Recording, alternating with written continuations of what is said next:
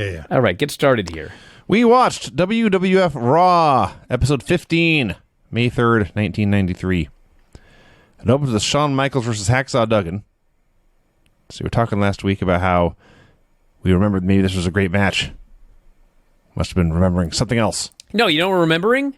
Next week. Apparently next week, Next week is the lumberjack match. That's the match that is awesome. Okay. Shawn comes out on crutches in his street clothes, and even though he's in his fucking street clothes, he has the best match with Hacksaw Jim Duggan. Okay. Much better than this one. I don't know what went wrong here. I had no problem with I mean, it this was match. Hacksaw, obviously. Yeah, I mean, yeah, it was It not was a mystery. fine, but I mean, I was expecting like By a the legitimate standards- 4-star match with Hacksaw Jim Duggan. By the standards of the 1993 Raws we've been watching, this is better than 80% of them, but it was not great.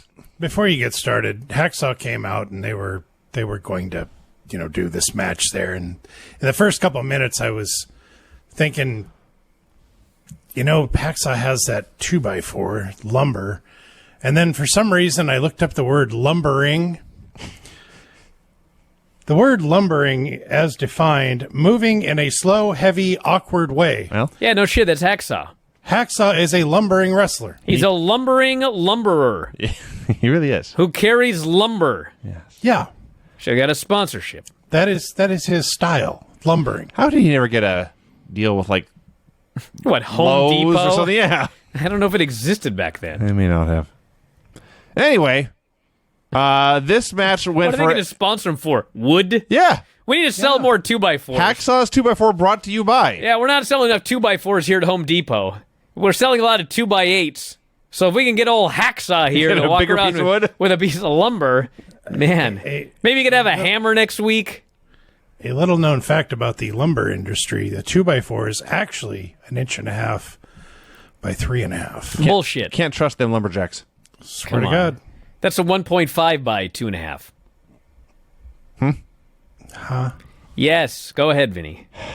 Anyway, all of this is more exciting than the opening of this match, which is 3 minutes of stalling and chanting and Shawn protesting that he had to concentrate because the fans are making too much noise. Eventually, they do action. I knew early on this wasn't the right match because Shawn was in his gear, and I distinctly remember he wrestled so well in his street clothes. So, and then as they get going, I was like, dude, how long is this match? Mm-hmm. It wasn't bad, but it was. What this was? If you imagine Shawn Michaels versus Hacksaw Jim Duggan, there's two matches. One of them is exactly what you would expect, and one very much overachieves. This was exactly what I would expect from Shawn Michaels and Hacksaw Jim Duggan in 1993. So Hacksaw is giving a master class on how to go to the mat without actually taking a bump. Your daughter could have taken Oh, he always bumps did that. like He this. did this rolling weird-ass bump. Yes. I don't blame the guy. I stopped counting at the 4th chin lock by Shawn. Eventually. He has a sweet chin music, Vinny. You've got to Soften up the chin. Soften up his chin. Suppose I never thought of it that way. Eventually, Hacksaw hits a bunch of punches, and he clotheslines Shawn out of the ring, and Shawn walks out for the count-out. Now, it does go somewhere, obviously. There's a point to this. It was not just random, but we mentioned on Rampage how much we loved the count-out finish between Butcher and Darby Allin. This wasn't that. Dude, it's not just that, but it was amazing to watch this. Having done Observer Radio sometime in the last week, where I think Dave cut the exact same promo that Hacksaw cut, where Hacksaw gets the mic and he goes, "What the fuck is this where a guy can walk out and not lose his championship? This is the dumbest fucking rule there's ever." He's ranting about how stupid this is. And in fact, they gave him a rematch in a lumberjack match. So booking-wise, it all made sense. Yes. And I did laugh at Hacksaw bearing the fucking rules of WWE, which are stupid. You just walk out and retain your title? Dude, Money Incorporated did it for a whole year. I know, it's dumb. He might be lumbering, but he makes good points. He was right here.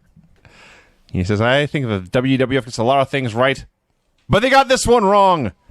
He made an impassioned plea, stated his case, said he wasn't leaving until he got his way or got Shawn back there or something. So he throws some chairs in the ring, and he sits down. We go to break. We come back. Hacksaw's still in the ring, bellowing and being big, giant, angry Fozzie Bear. So we go to the King of the Ring report. What was up with the audio on this show? It was weird. I noticed especially in the end It was throughout the show, and the weird thing was, it was only I only noticed it when you heard music. Okay. When people were talking, it wasn't as bad. But when the music was like you were listening to it, the 80th generation on magnetic tape. Gotcha. Like it'd been, recorded over 74 times, and then this is it was weird. See, what I noticed at the end was you could hear Bobby Heenan, but you could also hear a delay of Bobby Heenan by like a minute and a half. It was bizarre. Production wasn't always on par. No. I would imagine this is something they tried to fix after the fact when they put it onto the network, and this is the best they could do. So Gene explains here in our King of the Ring report that Bret Hart will be the number 1 seed for obvious reasons. The latest man to qualify is the narcissist Lex Luger. He's not mentioned who Lex beat to qualify, but he adds Mr. Perfect and Doink had a qualifying match, but it went to a draw. And so they might do a rematch. He reminds us all it's an 8-participant, one-night single elimination tournament. The main event of the show will be Hulk Hogan defending the title against Yokozuna. And he barely gets out Yokozuna's name when he puts his fingers to his ear. I have just received word, he says. I'm waiting for what earth-shattering announcement this is going to be. A new title match, a new signee. What is so important that Gene had to interrupt the King of the Ring report? I have just received word that Hacksaw Jim Duggan has left the ring. Thank God the show can go on. He's calling worried. Jack Tunney. Yes. We have... on his landline. More qualifying matches are announced for this weekend. El Matador versus Razor Ramon. And Hacksaw Duggan versus Papa Shango, which sounds horrifying. Oh, yeah. Provided, Gene adds, that Hacksaw is no longer on the phone with Jack Tunney. Speaking of landlines, Paisley's got this new deal where she wants to know what life was like in the 1930s. She's always been obsessed with the 1930s. And so she wants to know about all these things from back in the day, and I try to explain to her stuff like... Does she think you were around then? I think so. And I explained to her that Granny was around in the 1920s, and her mind is blown, even though she doesn't really understand this whole time thing. But, I'm explaining, they didn't have Disney Plus back then. You couldn't just, pick a Disney movie and go watch it. And then today I go, what was amazing about the 1930s is they hadn't invented TVs yet. There were no TVs back then. She goes, so how'd they watch TV? I said, I don't think you understand. There weren't TVs. Well, how did you watch TV? No, there weren't any. You couldn't. You could not do something that wasn't there. Blow her mind. Doink the Clown versus the Kamikaze Kid. Holy smokes. Oh, his history here. Who was this skinny dork? He was a skinny dork. And honestly, it tells you how great Sean Waltman is. That Vince McMahon gave him a chance looking like this in 1993. Bro, I watched this guy as the Lightning Kid on... for some reason, we had Global. It was on ESPN, I think. It was so weird. Yeah. One day, I'm flipping through the channels, and I'm watching, Handsome Stranger? Lightning Kid and Jerry Lynn having this match. And I was like, what the fuck is this great shit? And then here he was on Raw. It's so funny because he still had the L Kid on the back of his tights, and they decided to change his name. Well, they changed it. I don't know if they knew where they were going with this when they brought him in or not, but he was a different kid name every week. It was something Kid. So it's Kamikaze Kid. Maybe he is Lightning Kid next week, but they changed it. Did they ever call him A Kid? That would be awesome. I don't know. We'll find out. He still had L Kid on his ass, Kamikaze Kid for his name. So this is a squash, and Doink destroyed him. It was great. I've never understood why Shane Douglas used the belly-to-belly suplex as a finish. A suplex isn't that good and doesn't look any more devastating than like a normal body slam or anything like that. If Shane could do his belly-to-belly like Doink did it here, he could have been ECW champion today, for all I care. Well, part of it was how awesome, of course, Waldman could take these bumps. But yes, I think Shane's idea was probably, if I hit this move enough and no one kicks out, I can get over this move. I don't think he really did. I don't think he ever did. No, it was a belly-to-belly. Doink one time on Raw in 1993 topped him. It was so great. This is the evil Doink at the best when he gets up after pinning Waltman and he just glares into the camera. Oh, yeah. He managed it to look so ugly even though he's got a happy face. Yes. He's pretty very impressive, actually. Doink, the original Doink, this 6 or 8 months he's around is phenomenal. It's great stuff. You know, it's proof. It's the exact same thing we talk about all the time. There's so many shitty gimmicks in WWF this time. We had crocodile hunters and all this other shit, and a lot of them were shitty because the guy didn't hunt crocodiles, and he got the stupid crocodile hunter gimmick. What? But if you could embrace your character, you could get over the Undertaker. And I've always said I don't think there's anybody else that could have got over the Undertaker except for like Mark Calloway. But bro, I'm watching this fucking Doink. This guy's getting over a clown. Oh yeah. So maybe it's possible if he were a little taller.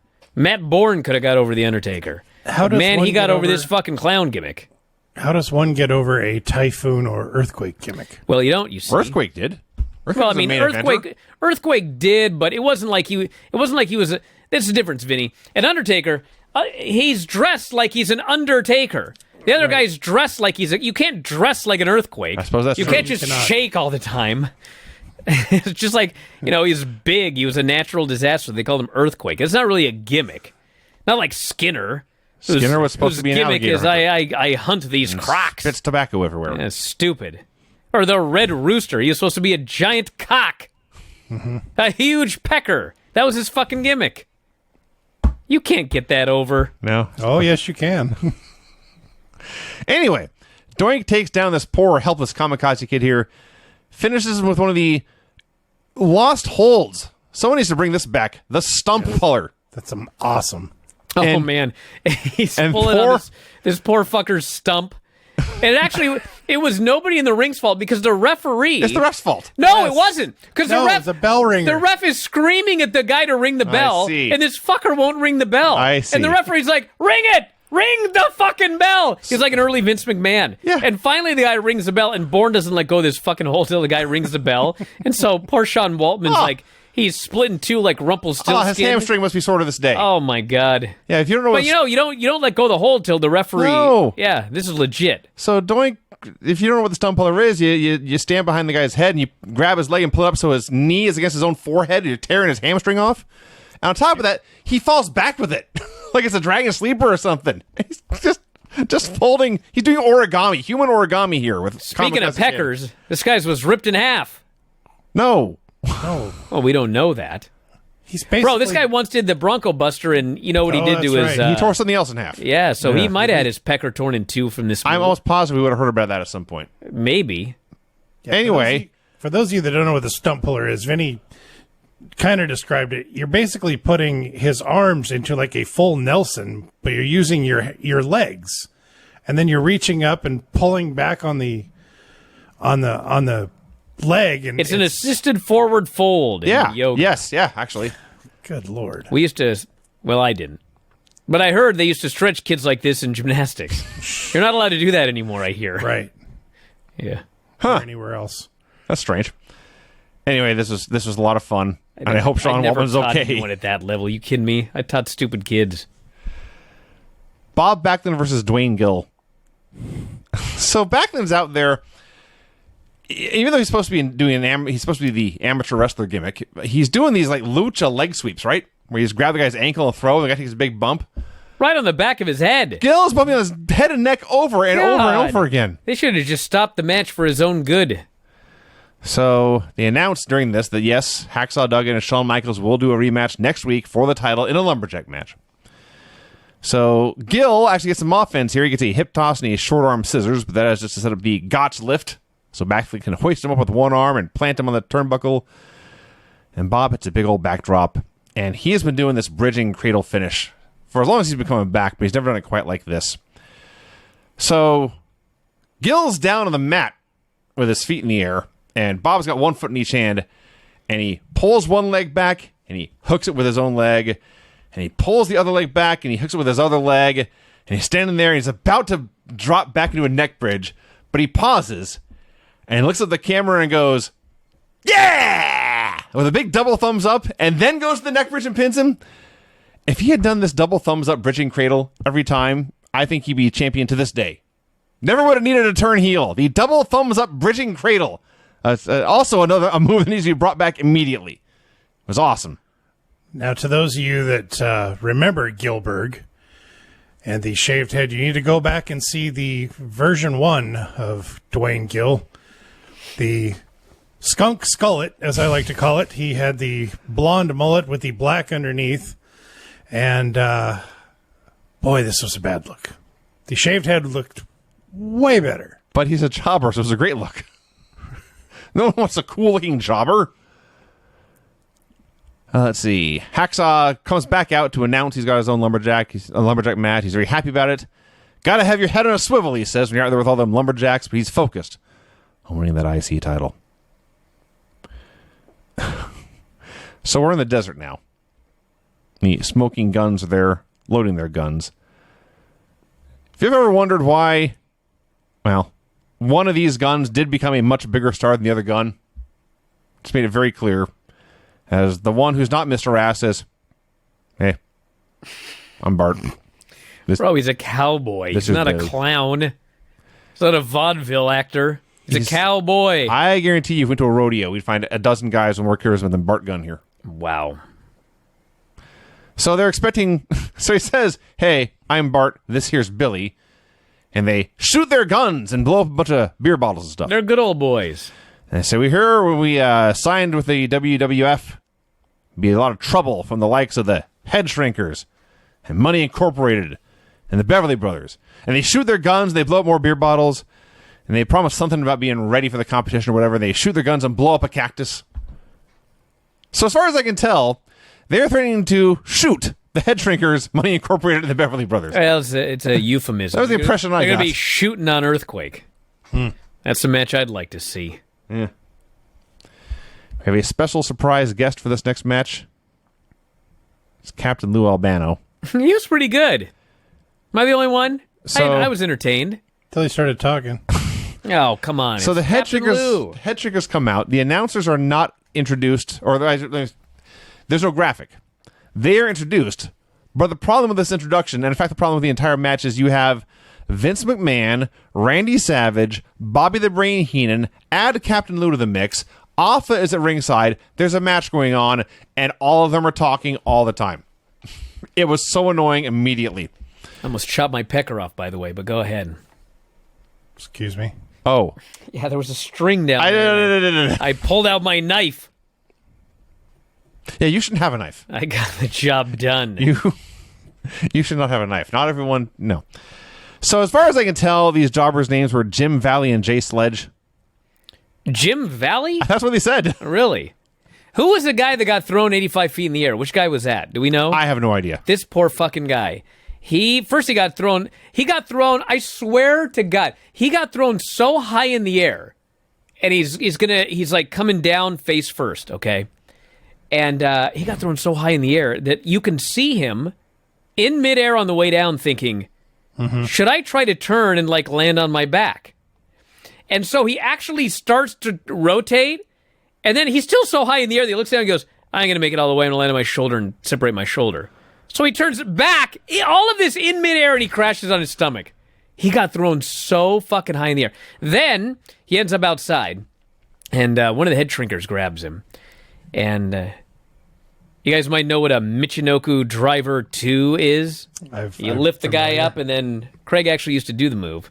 Yeah. But this Headshrinker does the one where you drop him like a pile driver. Mm-hmm. But he doesn't sit down. He lifts this guy up, and he just fucking drills him into the ground. I thought this guy was dead. And I always like when you know, I never almost killed anybody. But if you were ever in a ring with somebody, maybe you accidentally hit him or whatever, there's like that moment where you feel bad. Yep. This Headshrinker lifts this fucker up, and he just spikes him on his head. And he doesn't even, he just turns right around, he looks in the camera, and he mugs. I got him. I was like, holy fuck. I used to think if I ever wrestled again, I'd go back in time and wrestle back in 93. Not after this match. Change your mind? I'm out of the business. Avoid the Headshrinkers. Fuck. So Lou Albano is out there. He looks up at the Headshrinkers and says, I tell you, I used to manage these Samoans. We call them the Headhunters now.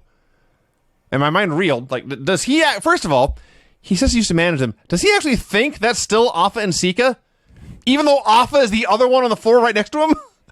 And number two, he can't even get the Headshrinkers part right. It's Headhunters. He has one joke about Bobby Heenan's brain, which is something about how it's the size of a BB. If you put it in a pigeon, it would fly backwards. It's all about the delivery, Vinny. And he said it again like 2 minutes later because either no one laughed and he thought maybe they didn't hear me, or he just forgot he said it. Or maybe he screwed it up and tried to correct it, but screwed it up again. I don't know. Yeah. We have Lou Albano speaking Samoan to the Headshrinkers. And the Headshrinkers, I actually wrote here Samoans. The Headshrinkers won with a double stroke and a top rope splash. Excuse me, what? That's what they did. A double stroke? Remember the stroke? I remember the damn stroke, Well, this Vinny. is a double stroke. God. You're over there talking about a man's gimmick was being a huge cock and a giant pecker. He was Well, the this is a red double stroke. Rooster. This His finish should have been the stroke. This is a double stroke. What does Miz call it? The skull. It's not. That's not the stroke. No, It's similar. Skull crushing finale is different. Okay. Yeah, They're similar, but they're not the same. they both are lame. Yep. Unless Except when we saw the Midnight Express. Dennis Condrey. God Dennis damn. Condrey He had killed the it, best dude. stroke I ever saw in my life. no, that was a skull crushing finale. Yeah, that was. That was awesome. Yeah, I don't know if you ever saw that guy again. mean, His skull was crushed, and it was the finale of his career. Yes. We then get a clip of the Bushwhackers and Lord Al Hayes doing Home Improvement What in God's name was this shit? from WWF. Literally. Smack 'em Whack 'em. So Excuse me, what? That's what. That's what. Smack 'em, that is whack 'em what right after the double tape- stroke That is what the tape was and called. the giant pecker. WWF Smack 'em Whack 'em. And then a pipe exploded. I And a never, pipe I all never over Lord Al realized, Hayes' face. I never realized how phallic this promotion was. How about that? Well, the It's almost like there was some sort of obsession with Bushwhackers foul eye. are very, The Bushwhackers. very. Excuse me, the Bushwhackers? They're agitated and motivated, and they're doing some plumbing, and they've got a lot of tools, and they are working on the pipe, and the pipe explodes all over Lord Alfred Hayes' face. Yeah. That was disgusting, Vinny. You're a They were- horrible person. They were wrenching on the pipe, and all of a sudden. All it right, will you get out of burst. here, both of you? God. So, anyway, this whole thing was designed to sell videotapes. You were supposed to be so impressed. Which ones? What kind? You were supposed to be so impressed with this goofy I beat Craig to skit that one. of the Bushwhackers and Lord Al Hayes doing Home Improvement. They would say, you know what? I need to purchase WWF Smack 'em Whack 'em and see more plumbing. Oh, yeah, I can only imagine when I was, 16 going to the fucking video store. Accident. Hey, you got Smack 'em Whack 'em? We sure do. It's behind the saloon It's with the doors. Bushwhackers. And Al Hayes is in it. Can you grab that one for me? Kamala versus Rich. It's through the curtain, sir. Yeah, behind the saloon doors. No, it's not through the curtain. Kamala versus Rich Myers. So they announced 2 lumberjacks. Yokozuna will be out there because he has beef with Duggan. And Mr. Perfect will be out there because he's got heat with Shawn. Wow. So it's every Kamala match ever. And then Rich Myers God. takes a super kick and goes onto his own head. I don't want to make fun of these fans Yeah, because I have a lot of respect in general for fans. Do you sure know? you do. But, bro, if this fucking guy hits his move and he splashes the guy on the back, but he can't pin the guy because the guy's on his stomach, and there's grown men leaping out of their chairs and they're like, Kamala! Turn him over! Turn the guy... They're yelling at him to turn the guy over because it might help. Yeah. Is there an end game to Kamala spending years and years not knowing how to pin people? And he always tries to pin him on the The end belly. game is he's ultimately fired because I guess he couldn't figure it out or something. Well, okay. Yeah, it's been years. It still sucks. What's that? Next week on Raw, Bam Bigelow versus Typhoon in a King of the Ring qualifier. Oh, my God. So Bobby Heenan's interviewing Shawn Michaels to close the show. Now, we've talked before about how young Shawn Michaels had, like, the biggest eyebrows I've ever seen in my life. Oh my gosh, it was one. Dude, here he had a unibrow. And I say this is the only thing Shawn Michaels... The only thing... Bro, he always had a unibrow. You normally would shave it. Yeah, the only thing Shawn Michaels and I have in common is that if I don't shave it, I also have a unibrow. Oh, look at Shawn's unibrow. Yeah. I'll Oh, never look at you the same again. okay. Now you look like Bert. Maybe I'll do a cameo where I grow it in. Yeah. Should. Yeah, but look at Shawn like, dude, you're supposed to be the sex symbol, the heartbreak kid, and you're standing here with a unibrow. So he assures us that the whole thing is unfair, of course. He's being forced into this championship defense in a lumberjack match, but he's got buddies, he's got friends, they'll be at ringside, and Bobby needs to know his plans. And Shawn says, well, I can't give you plans, the camera's right there.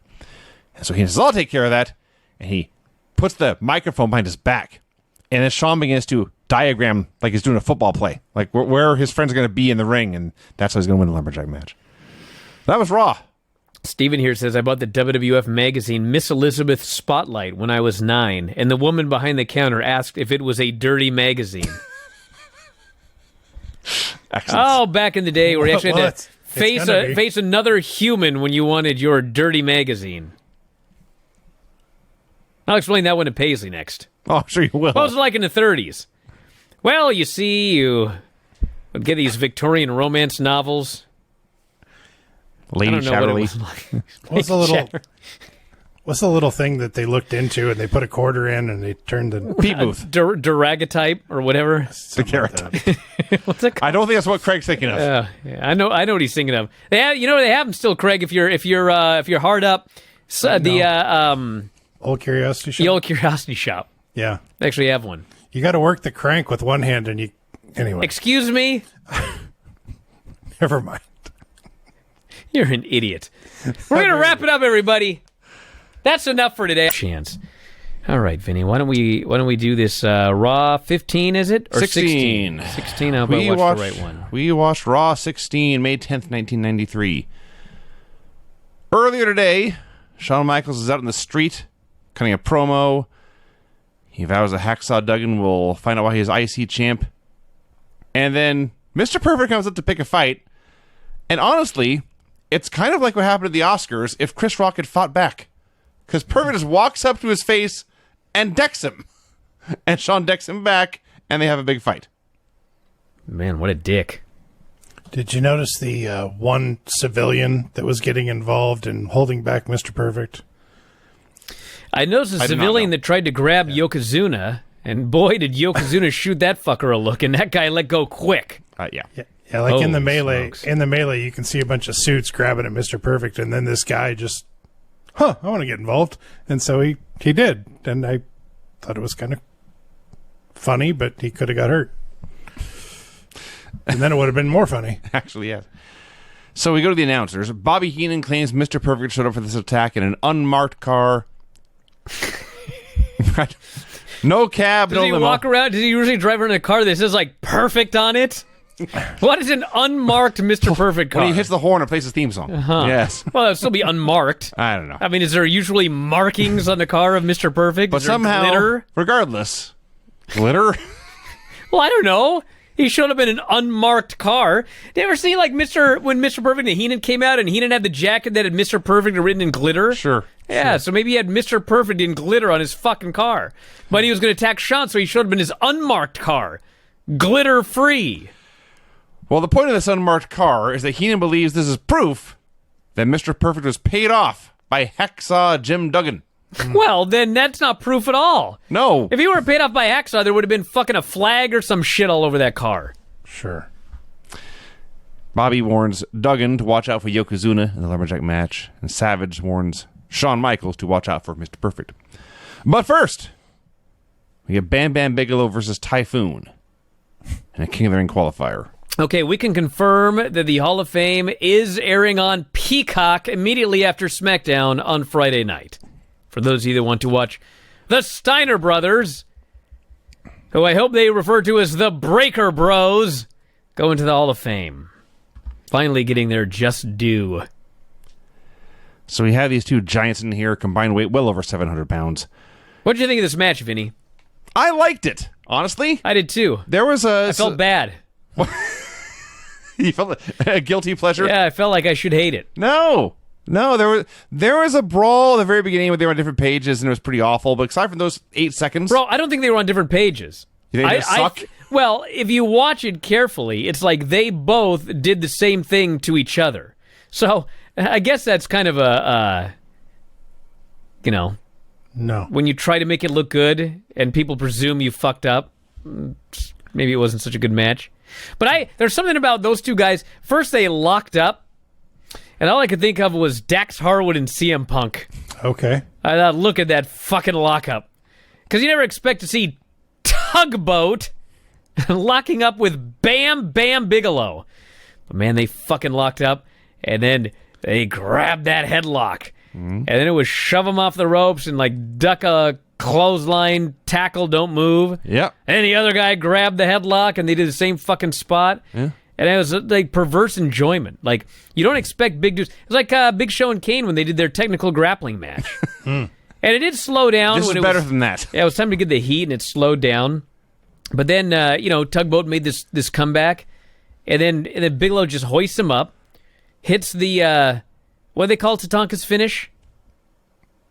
I believe Bobby Heenan calls the papoose to go. Yeah, there was some, inappropriate name. Yeah. But he hit it, and then he goes up top and he hits a diving headbutt, and he gets the pin to advance clean in the middle of the ring into the King of the Ring tournament. The fatter man won. Which, by the way, and they made mention of that, by the way, one of the first things that happened in this match is I think Heenan said, which of these men is bigger? And without missing a beat, Vince goes, Tugboat by a hair. So anyway, Tugboat lost. Bam Bigelow pinned him. And then Vince immediately starts talking about how he used Tatanka's move. Yes. I thought that was pretty interesting. I see. Did you notice that when Bam Bam went to body slam Typhoon, that Typhoon jumped way too early, so Bam Bam just picked him up? Yes. So what happened was the other two giants in there, and they do a couple of the no-sell tackle spots to establish they are, in fact, both large men. And then, like 2 minutes in, Typhoon just grabs Bam Bam and slams him. And it's a beautiful slam. He gets him way up in the air. He throws him back down. And then Bam Bam goes to return fire a minute later. And as Craig noted, it wasn't perfect. It looked, honestly, like the exact slam Lex Luger hit on Yokozuna on the boat. And you can see Bam Bam is frustrated. So they go a little longer. And at some point, Bam Bam does a big old back suplex. And you see in Bam Bam's mind thinking, I know that body slam wasn't good. I'll make this back suplex look good. And he gets Typhoon up on his shoulders, and it's a delayed back suplex with this 400-pound man up in the air. And he slams him down hard into the mat. And there are a lot of chin locks. It was a super heavyweight match in 1993. But we get like 6 or 7 minutes of wrestling. They go to commercial. We come back, and there's a finish in like 30 seconds. And Typhoon misses a shoulder block. Bam Bam gets him up for the Samoan drop. And again, he gets him up on his shoulders, and Typhoon would have been up there as long as Bam Bam wanted. He's carrying this giant on his shoulder. He don't care. But eventually he drops him, hits a headbutt, and pinned him. And had an epiphany in this match. Watching this. I would much rather have a match where I get several minutes of wrestling, then a commercial break, and then a minute and a commercial and a finish, as opposed to what they do now, which is 1 minute of wrestling, commercial break, and then 8 minutes and a finish. Just have the match start and let me watch it for a while. Yeah, somewhere in here, Bam Bam got hard weight on top of his head, and I can't for the life of me figure out what. No, I think it was. I think it was remnants, because I think he came into it with something on top of his head. Okay. Yeah, I could be wrong, but I seem to recall seeing it early. We have a Smoking Guns promo. We have the following graphics. Is this new?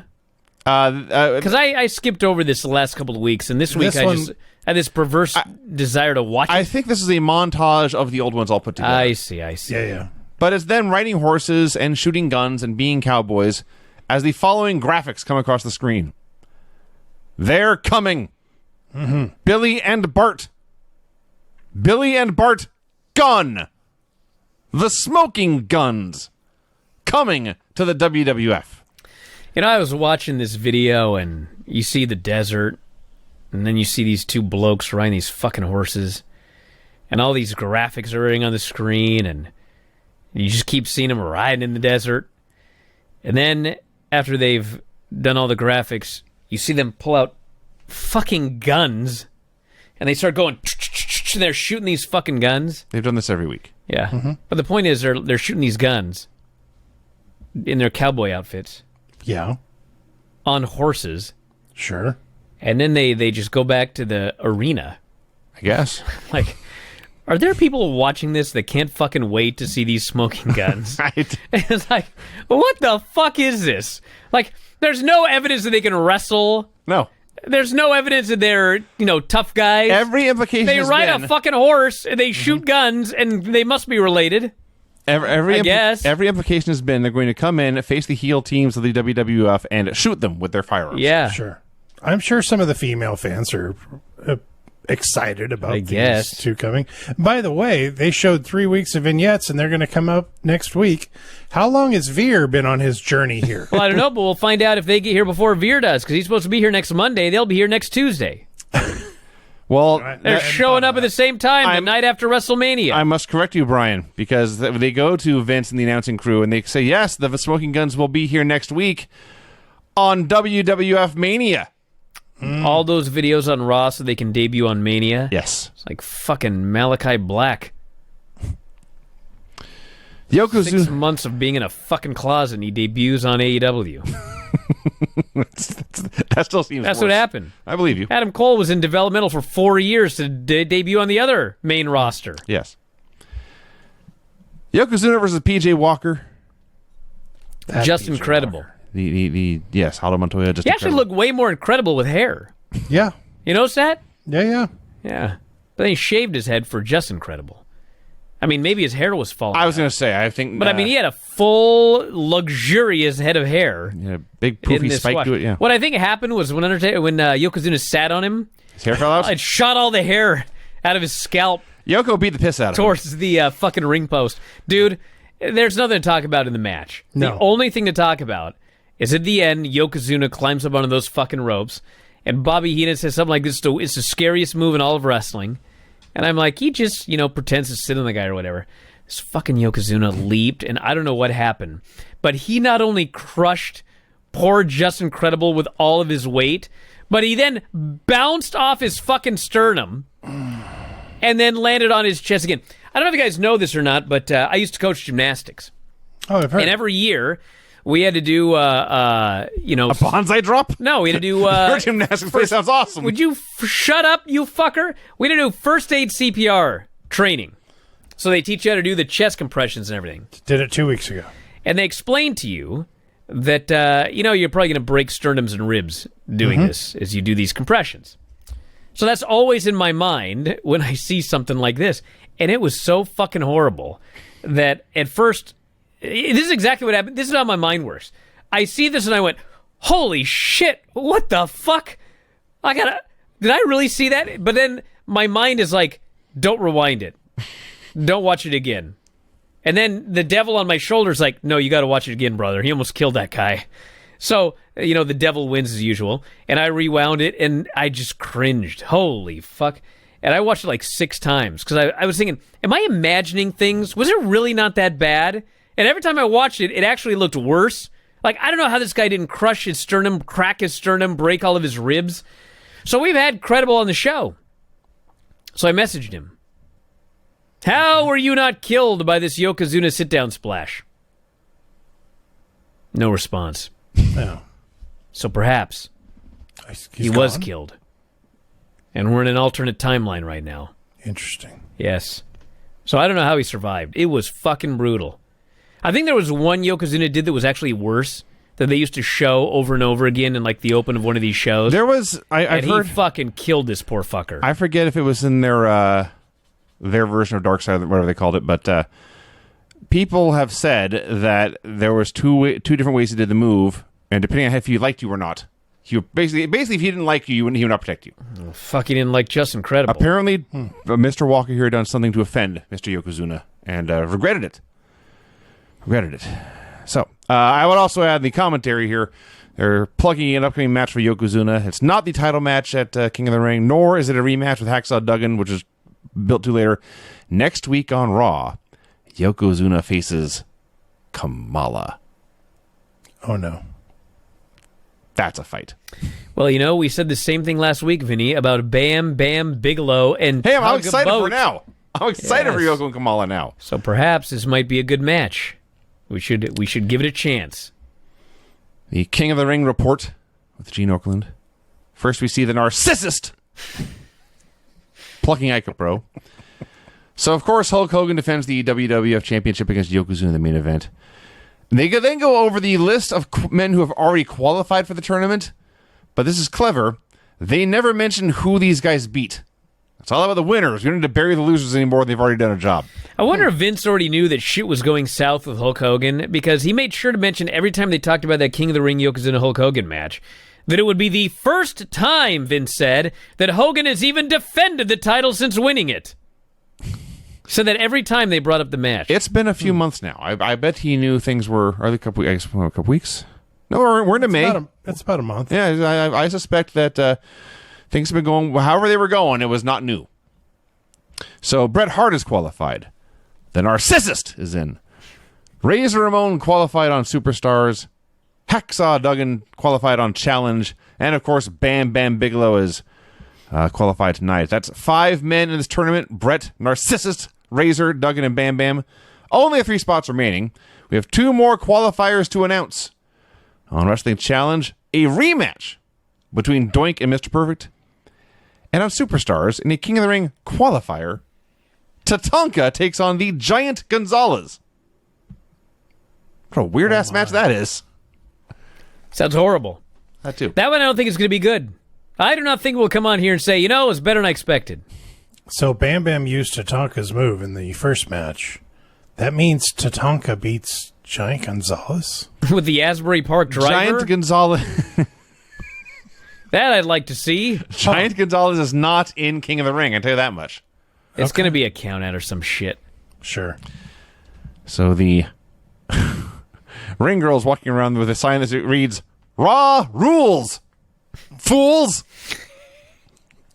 What a great sign. Shane probably wrote that one. Mr. Perfect versus Iron Mike Sharp. Holy smokes. Yeah. This is awesome. It really was. So before anything is going on, these guys are coming out, and Perfect's a lumberjack later. So Savage says, there's Mr. Perfect. He got his start as a lumberjack in Arizona. Bobby Heenan says, there's no trees in Arizona. And Savage says, yeah, he did a real good job. I laughed at that one. So this ring girl, what's the best way to put this? There's a wide disparity in the physiques between the various ring girls they have. Well done, Vinny. Yeah, thank you. This is one of the heavier ones that Mr. Perfect's in there with. And Savage is mocking her tan. Nice tan, he says to this very white woman is in there. And Mr. Perfect is giving her a come hither look. And he takes her by the chin, and no one's sure where this is going. And he says, open your mouth and close your eyes. Which he does. Good Lord. And he gave her his gum. He pulled his fucking gum out of his mouth. Uh-huh. He puts the gum in her mouth. She then proceeds to smile and begin chewing the gum, and she goes back to her job. I hope the two of them cleared this in the back. Watching this in 2022, holy smokes, holy fuck. Jiminy fucking Christmas. I certainly hope this is not ad-libbed, yes. So, although if it was, kudos to both of them. She didn't fucking skip a beat. No? If this was ad-libbed, she was one of the better workers on this show. So, Perfect starts chopping the piss out of Iron Mike Sharp. So Iron Mike Sharp is like, fuck you, and he chops him back. And they were just fighting. It was like awesome. a she. Sweat flying every time they chopped each other. And they're doing clubbering. Sharp, at least, is doing the clubbering forearms. He's actually clubbering him. The forearms sound like chops. So they're having this great fight out of nowhere here on a very random early episode of Raw. And somehow Bobby Heenan gets bored by this, and they do the gimmick where he's flipping channels. And he's watching, there's like an underwear commercial.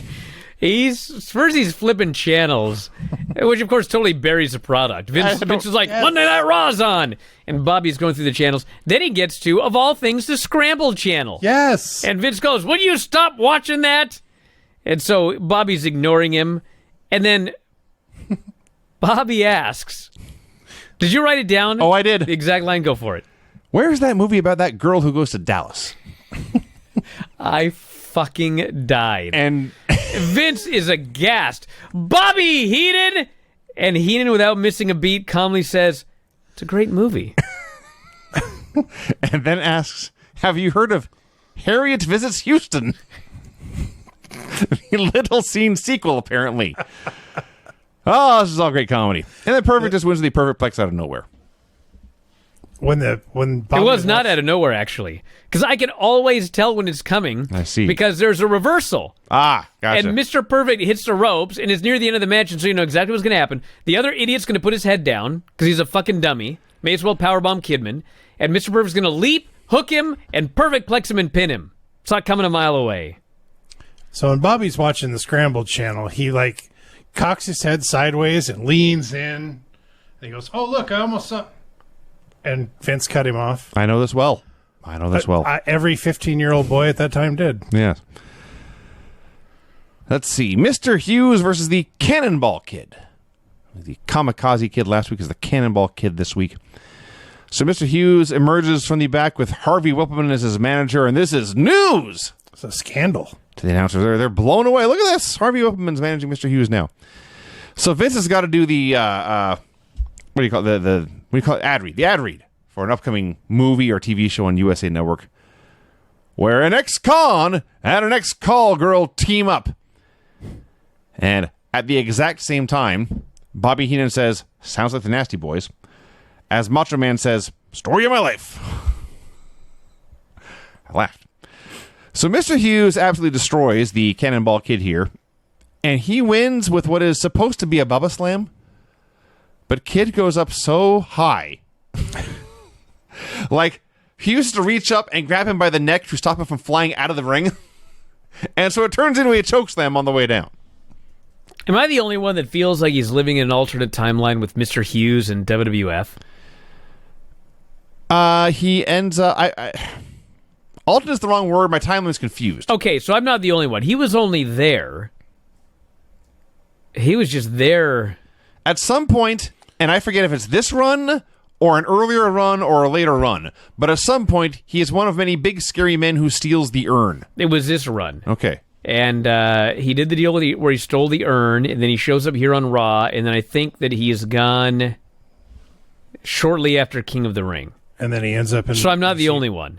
And then he ends up in ECW. Yes. For a minute. Oh, he does come back to WWF. Hunter's bodyguard before being replaced by... That's right. Oh. I remember that. Yeah. I mean, you watch him. There's no reason he wouldn't be a WWF guy. He's a big, scary guy. He can move. He did a good squash here. I guess. It was a good squash with the 1-2-3 Kid, so that probably helped. Bobby Heenan and there's a commercial. It's not it's a commercial for All American Wrestling with Bobby Heenan and Gene Oakland. They got tickets for all the flights they're gonna go to, all the cities they're gonna go to on All American Wrestling.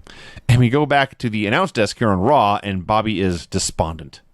He has to work with Gene, and Vince tries to cheer him up. Come on now, Bobby. You've got a Crush versus Blake Beverly match. You're not even aware of it. That was to entice you to watch All American Wrestling. Not enticed. Hate to say it. Don't care. Shawn Michaels versus Hacksaw Duggan in a lumberjack match. May I for a while? Have at it. Bro, I remembered this match was great, and I was not wrong. And the story of the match is that Hacksaw beat up Shawn Michaels for about 15 straight minutes. And this was like a Ric Flair style match where it's like Shawn just sold and sold and sold, and every now and then he'd cut the guy off and he would immediately give it back. And he would sell, and he would sell, and he would bump, and he would flip, and he would turn. It's a fucking lumberjack match. There's lumberjacks surrounding the ring. Because, of course, if you get thrown outside, lumberjacks have free reign to do whatever they want to get your ass back in the ring. One point he tries to flee. The lumberjacks grab him. They drag his ass back to the ring. It's had to be one of the best Hacksaw Jim Duggan matches I ever saw in my life. I'm sure he had probably, much better stuff in the early 80s, but WWE Hacksaw Jim Duggan, this had to have been his best match. Oh, there's more. Well, I was going to keep going, but I just... Vinny, please recap the finish. Please. Well, I must say, Brian, you like the match more than I did. It's a lot of Shawn being Shawn, which is awesome, but it goes on forever. At some point, Shawn is actually bumping like he did for Hulk Hogan. Yes. Just ridiculous. He'd take a punch and do a spin in the air. Great. You ever seen a normal Hacksaw Duggan match? Not as good. Huge improvement. There was movement. Action. You know, I hadn't thought of that. Bro, all he does is clubbering forearms, lariats, and he goes, oh! That's it. That's his whole fucking gimmick. Brian, I was kidding. You're not wrong. Spinning, flipping, flopping all over. You're not wrong. You're not wrong. I know I'm not wrong. Goes Right? for a long-ass time. The crowd is bored. They're doing a tomahawk chant for Tatanka. The tomahawk chop chant for Tatanka, which at the time I think meant they liked him, but you watch him now, it feels like they're taunting him. Things are different. Hacksaw did hit a backdrop to the heavens at one point. Shawn was flying through the sky in this backdrop. And then Hacksaw's making a comeback. He interrupts his own comeback to do a chin lock. You know, Shawn always did this thing that I just could never figure out. But I mean, he's Shawn, so I guess I shouldn't ask questions. But you know, that video that I put on my Twitter of YWF, there's a shot of me and my buddies practicing backdrops, and I go running, and two of them toss me, and I fucking fly up in the air and land on my back for the backdrop.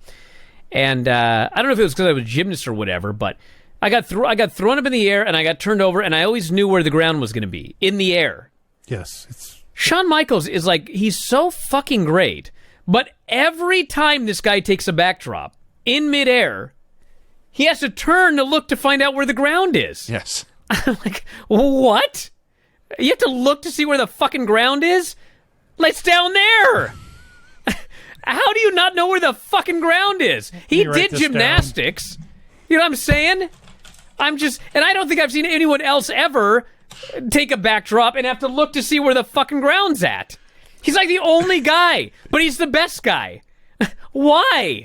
It makes zero. It's like if Ricochet did all these crazy moves, but then there was a hip toss, and he had to look to see where the fucking ground was or whatever. It's preposterous. But anyway, he takes a big backdrop. Yeah. The ground is down. It is. Okay. Yes, of course it's down there. If you go up, the ground is down there. Even if you're at the North Pole. That's actually true. Yes. That is true. Even if you're the South Pole. Still true. They throw you up and it's still down there. I think we've all learned something tonight. Down where? You know where. Go ahead, Vinny. All right, so this match goes on for 20, 25 minutes. Oh, it wasn't that long. There were 2 commercial breaks, dude. Well, sure. So Bam Bigelow gets in the apron. This distracts Duggan. Perfect goes to confront Bam Bam, which lets Yokozuna lay out Jim Duggan. Now, we should point out that before the match even began, the lumberjacks all come out. They all have the matching red and plaid flannel, except Yokozuna, because they couldn't find one big enough for him. Well, he always wears black and red anyway. That's also true. But Hacksaw Duggan comes out, gets in this ring, and begins to beat up Yokozuna. What a dick. Yokozuna's gear is like a macro shot of my shirt. I suppose it is. Yeah. If Yokozuna was like an inch tall, it would fit right in with your plaid there. Anyway, the point is, when Yokozuna attacks Hacksaw at the end of this match, I thought he was justified. I didn't blame him one bit. Sure. So Yokozuna beats the crap out of Duggan, does the big-ass leg drop on the floor, throws him into the ring. It's all over. It's academic. Shawn just walks over, puts one foot on Duggan's chest, and puts a fist in the air. He's all happy. And the ref counts 1, and the ref counts 2, and then Mr. Perfect hits Shawn Michaels. We go to commercial. There's a big melee and confusion, and Hacksaw clears the ring with his board. And after commercial, the ref says, or excuse me, the ring announcer says, "Ladies and gentlemen, your winner via disqualification." Vinny, you missed Jim something. Duggan. Before commercial, when Shawn Michaels was attacked, the referee turns and signals for the fucking bell. I knew long before the announcement that this was a disqualification in a lumberjack match. Okay? What is a fucking lumberjack match? It's a match where if guys fall outside the ring, the lumberjacks are there to throw them back in so they can't run away. So you're fucking telling me that Jack Tunney came up with a match where a dozen fuckers are going to surround the ring wearing flannel, and if you roll out of the ring, they have free reign to do whatever the fuck they want to you. They can stomp you, they can kick you, they can punch you, they can slam you, they can prevent you from running away, they can drag your ass back to the ring, they can do anything they want to you outside the ring, anything they want. But if they lay one finger on you inside the ring, it is a disqualification. I was fucking furious. I was so mad. Now I'm thinking there has to be another Shawn Michaels Hacksaw Jim Duggan match, because how would we have watched this a few years ago and I would not remember that they went to a fucking disqualification in a fucking lumberjack match? That is like being counted out of nowhere. It's very close. It's very close. And the funniest, that's the wrong word, weirdest thing about this is, I guess they did it to protect Hacksaw, but he wasn't protected. He was still dead. Yokozuna killed him. He was helpless in the ring. We were missing the technicality of a third pinfall count by a referee. You're right, Vinny, but back then it really mattered to people if you got your hand raised. And so I'm sure that they were doing Hacksaw Jim Duggan versus Yokozuna on the road. I'm sure they were trying to sell fucking tickets. They didn't want Hacksaw to get pinned. They wanted to be able to sell tickets. He didn't get actually beaten in this match. I'm sure that was the mindset. It's fucking stupid to have a disqualification in a fucking lumberjack match. All I've been watching for 25 fucking minutes is dude beating the shit out of people outside the ring. One guy jumps in the ring as a fucking DQ. Golly. Horse shit. My question was, why did Bam Bam jump up on the ring apron to distract the ref in the first place? Well, because apparently there were disqualifications in a fucking lumberjack match, so he was trying to distract the ref so someone else could hit the fucking guy. Yeah, but what was his end game? He didn't have beef with either of these two guys. It just seemed completely out of place, and anyway. Because it was dumb. Thank you. Because it was fucking I mean, it was dumb. Dumb. It was God really dumb. Help me. Dumbest thing I saw all day. I mean, the match is pretty good, though. Yeah. Find a better Hacksaw match in WWE. You won't. You won't find one, Vinny. Not one. Zero. Not in WWE. No. He did have that one match with Goldberg in WCW. That's right, actually. Yeah, this guy could get the crowd behind him. You know that? Oh, yeah. Oh, he's popular. My dad's favorite wrestler. I'm sure he's many dads' favorite wrestlers. Yeah. Hard-working, common man. Very popular. Yes. You know, I was not excited to watch any wrestling today. Sure. I'm not excited to go watch NXT when this show is over, because I'm not going to have time to watch it in the morning tomorrow. So I was dreading this show.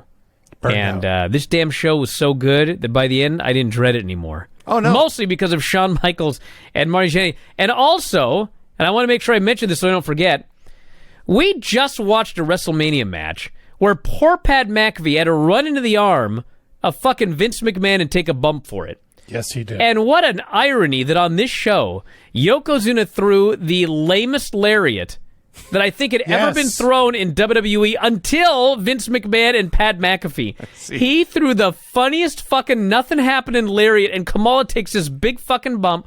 I howled at that one. Well, there's a lot going on here. And it's funny, as long as we're just bouncing around. There's the first match, which we'll get to. It's not nothing to write home about. And I started to get angry at this whole concept of retro Raws. Like, these shows are never, I'm done with them. They're never any good. And like, what? The moment I thought that, this thing turned around in a giant way. And this is by far the best of these retro Raws we have seen thus far. Mm-hmm. So we open with clips of Macho Man and these smoking guns, these Special Olympics. And Vince wants to wish good luck to all this is like a qualifier or something, or a preliminary Special Olympiad, but he wants to wish good luck to all the Special Olympics participants when they go head-to-head with the King of the Ring. Randy Savage on commentary is the most human Randy Savage, like, in the history of man, and he's such a nice, likable guy. I'm so glad we're watching these old Raws and I can relive this Randy Savage. It's funny because Vince totally forgot that the guns were there, and Macho Man's the one that had to remind, oh, yeah, there's the guns in the back, yeah. Yes. So tonight on Raw, we have Razor Ramon in action, Tatanka in action. we'll hear from the Intercontinental Champion Shawn Michaels and Kamala versus Yokozuna. We see clips of Mr. Perfect fighting with Shawn Michaels last week, and when I say clips, I mean they played the entire thing. Wasn't it like Kamala versus Bam Bam, or am I misremembering another shitty match that we saw? Was it the Bam Bam versus Bam Bam Typhoon? That's and it right. wasn't shitty. That's right. I remember that now. That was Yeah. awesome. Right. Yeah. So they saw the entire clip here of Shawn and Perfect fighting in the street, and then Lord Al Hayes is back outside where it happens. He tells us he saw someone walking around in disguise. And we will all be surprised when we see who this disguised person is. Smoking Guns versus Glenn Ruth, and I believe it's pronounced Tony Vaha. Well, that's how Vince pronounced it, so God knows how it was really pronounced. Well, it was spelled Vajda, and you can pronounce it however you want to. I'm not going to pronounce it. It was two jobbers that did the job to the Smoking Guns. And you know what's ironic about this? Billy Gunn looked exactly like the Virgin on NXT. Okay. Did he not? It was uncanny. He looked just like BJ. You know, I remember which one is JB and which one is BJ. Tell me, Brian. Because BJ's never gotten a BJ. Oh. That easy. actually makes sense. Yeah. After all these months. Yeah. All I know is this one jobber had Kitty Lee's haircut, and he wants it back. So the Guns hit the ring, where they proceed to open fire. And that's not a metaphor or a euphemism. They pull out their guns and fire them several times. Finkel fucking ran for his life. I would too, these Bobby maniacs. ducked under the desk. So I'm watching Billy Gunn here. It's 1993, and 30 years later, he's like 30 or 40 pounds bigger than he was here. They had a match that was like just dripping with adequacy. There was nothing wrong with it. There was nothing exceptional about it. They just were there doing the bare minimum level of competence to be on Raw for several minutes. Dude, they just did all their moves. That's the moves they had, Vinny. Well, They didn't have better ones. Those were their moves. well, speaking of So moves, they did them on these dorks. there's a move they did at the end that I don't think they ever did again, and I hope I never see it again. The plan was Billy would backdrop this headbanger, Oh, my gosh. and Bart would catch the headbanger and then drop him into a pile driver. I think what went right was Billy doing the backdrop. Sure. Oh, it all went right. Everything else went wrong. He landed on his But brain. it was so right. Like, when they did it and he caught him in pile driver position and it was so fucked up, I was like, what are they going to do now? And then before I could even finish the sentence in my mind, he sat on his ass and killed this guy. And, like, it was so fucked up, but it looked like he killed the guy. Yes. So I was okay with it. Wow! I don't think Glenn Ruth was okay with it. He was fine. It's fake. He didn't really land on survived. his head. He didn't let on his head. I the way mean, he he was supposed came to, back though. later as a head banger. Maybe that's why he got the gimmick. I suppose so. Yeah, they were listening to Mozart before this, right? No, he banged his head on that pile driver. I see. Yeah. So Heenan and Savage are plugging WWF Mania, including a Tatanka versus Terry Taylor match for Saturday morning. Battle think of the that- Redheads. Sounds horrible. That was the moment, in fact, where I asked myself if this Raw would ever get good. And God heard my prayer. He God heard it? God heard my proper language. Did you and get he pile said- driven? Is this the King James version of this fucking show? God heard my prayers, and he sent me Shawn Michaels. So Shawn comes out for this promo. The mullet on this man. God, the mullet. And the promo is actually so bad, but like, you know, I must have watched it 100 times as a kid because I knew it word for word. All the bad words, like word after word, I knew exactly what he was going to say. And him and Vince, like, you know, they ended up really close, but man, they had no charisma whatsoever here. It's like two people that had never met each other reading lines. I'm looking at his mullet, and I kept subconsciously wiping the hair off the back of my neck, thinking I had one. Like his mullet came through the screen. It was a transcendent mullet. Can we deem this the San Antonio waterfall? So the 2 points of Shawn's promo here are: one, he is a man of his word, and two, he is a fighting champion. Those are his claims. So he's ranting about all the things he's done. He won the Intercontinental title. He beat Hacksaw Jim Duggan. He took Mr. Perfect's back shot. As he's speaking, a guy comes out. And actually, I didn't realize until just now that this is the guy in disguise. But there's a guy. His disguise is a hoodie and sunglasses. Just looks like any normal fan, except he is calmly walking around ringside and calmly stepping into the ring. Yeah, and in both of them, Shawn and Vince just look at this hooded geek get in the ring, and Shawn's like, "Oh, I see a fan has answered my challenge." I was like, what? We're supposed to believe that they both thought a fan got in the ring and they're just going to accept the challenge for the Intercontinental title? So the fan takes off the hoodie and sunglasses. It's Marty Jannetty. And Shawn's stunned. And Marty says, "You claim to be man of your word and a fighting champion. Well, I challenge you to fight me tonight for that title." And Shawn's trying to back out of this. Says, "Look, Vince, he doesn't even have his gear on. He's not prepared to wrestle. I don't want to fight him. He could get hurt." And so Marty says, "Okay, so you would defend that belt against me if I had my gear?" And Shawn says, "Sure." And Marty says, "Okay, I'm going to go get my gear." And now Shawn is apoplectic. And Vince says, "Well, you're a man of your word, aren't you?" And Shawn says, "Well, yes, I'm a man of my word." And Vince says, "The match is on!" Which may be the first time Vince ever booked a match on Raw. So there you go. Shawn Michaels defending the Intercontinental title against Marty Jannetty. Couldn't believe it. Always bring your gear. Always bring your gear. Especially if you're going to call it a fighting champion. Razor Ramon versus The Kid. And they actually put it in quotes on the screen, The Kid. You know what's amazing about this match is, maybe I'm misremembering, but he lost to the future 1-2-3 Kid, and he claimed it was a fluke and everything like that, and I think some people have said it was kind of like a slip on the banana peel finish, but it absolutely was not. No, Razor beat him up the whole time, but then Razor tried a dive into the corner. Kid moved. He hit his head allegedly on the post. Kid went up top, hit a perfect moonsault, covered him, got an easy 3 count. This was not a kick out at 3.0001. He pinned the guy, and then a full second later, Razor kicked out, and, Kid got out of there. And the announcers made it abundantly clear, bro, you lost. You got pinned. There was no bullshit. There was no, the guy that really got over was Scott Hall. He put this guy over clean in the middle of the ring. Clean. Yes. So, Kid goes nuts. Razor goes nuts in a totally different way. The fans go nuts most of all. They're chanting "loser" at Razor Ramon.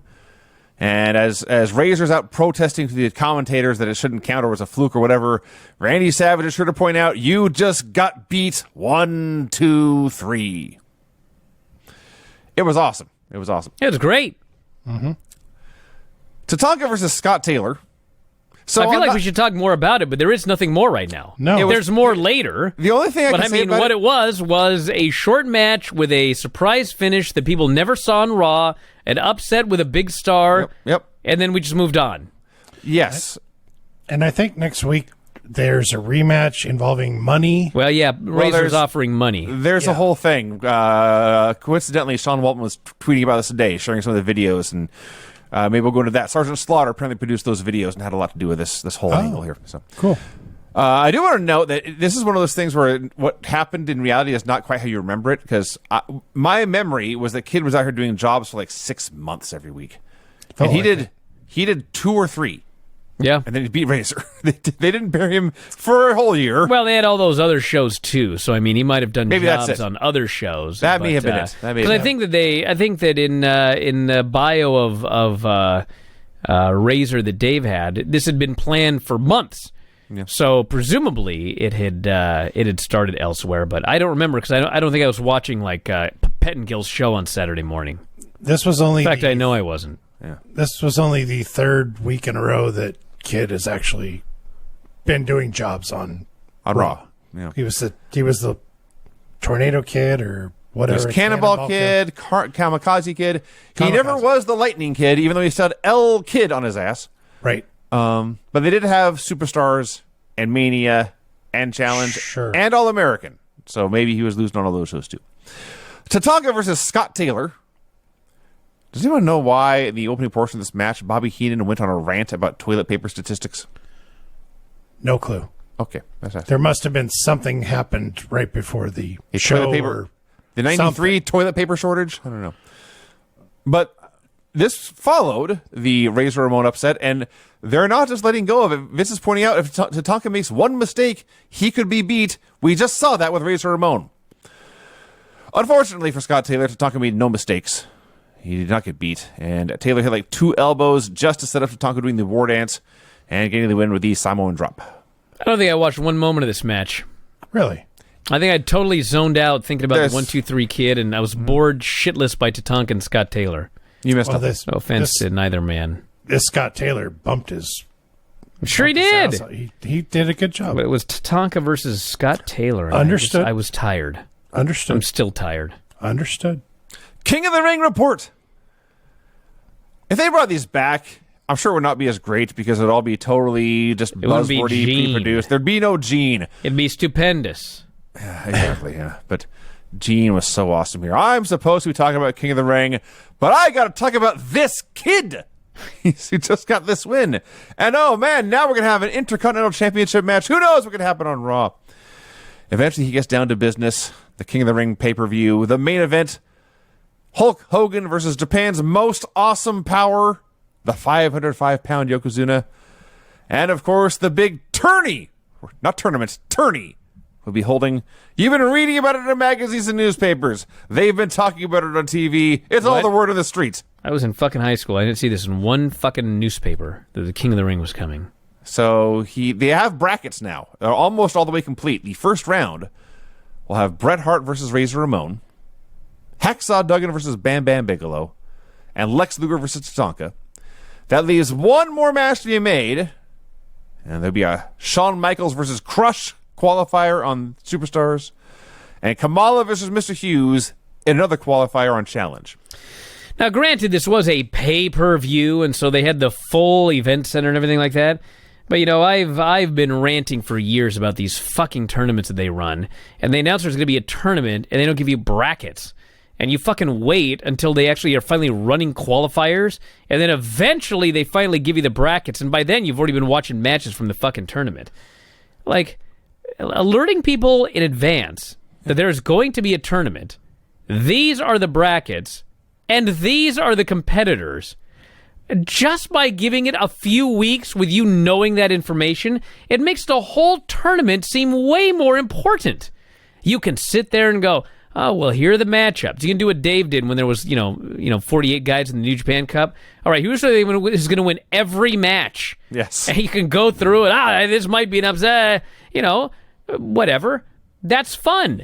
Yes. But, hearing there's going to be WWE's going to bring back the King of the Ring. Okay, who's in it?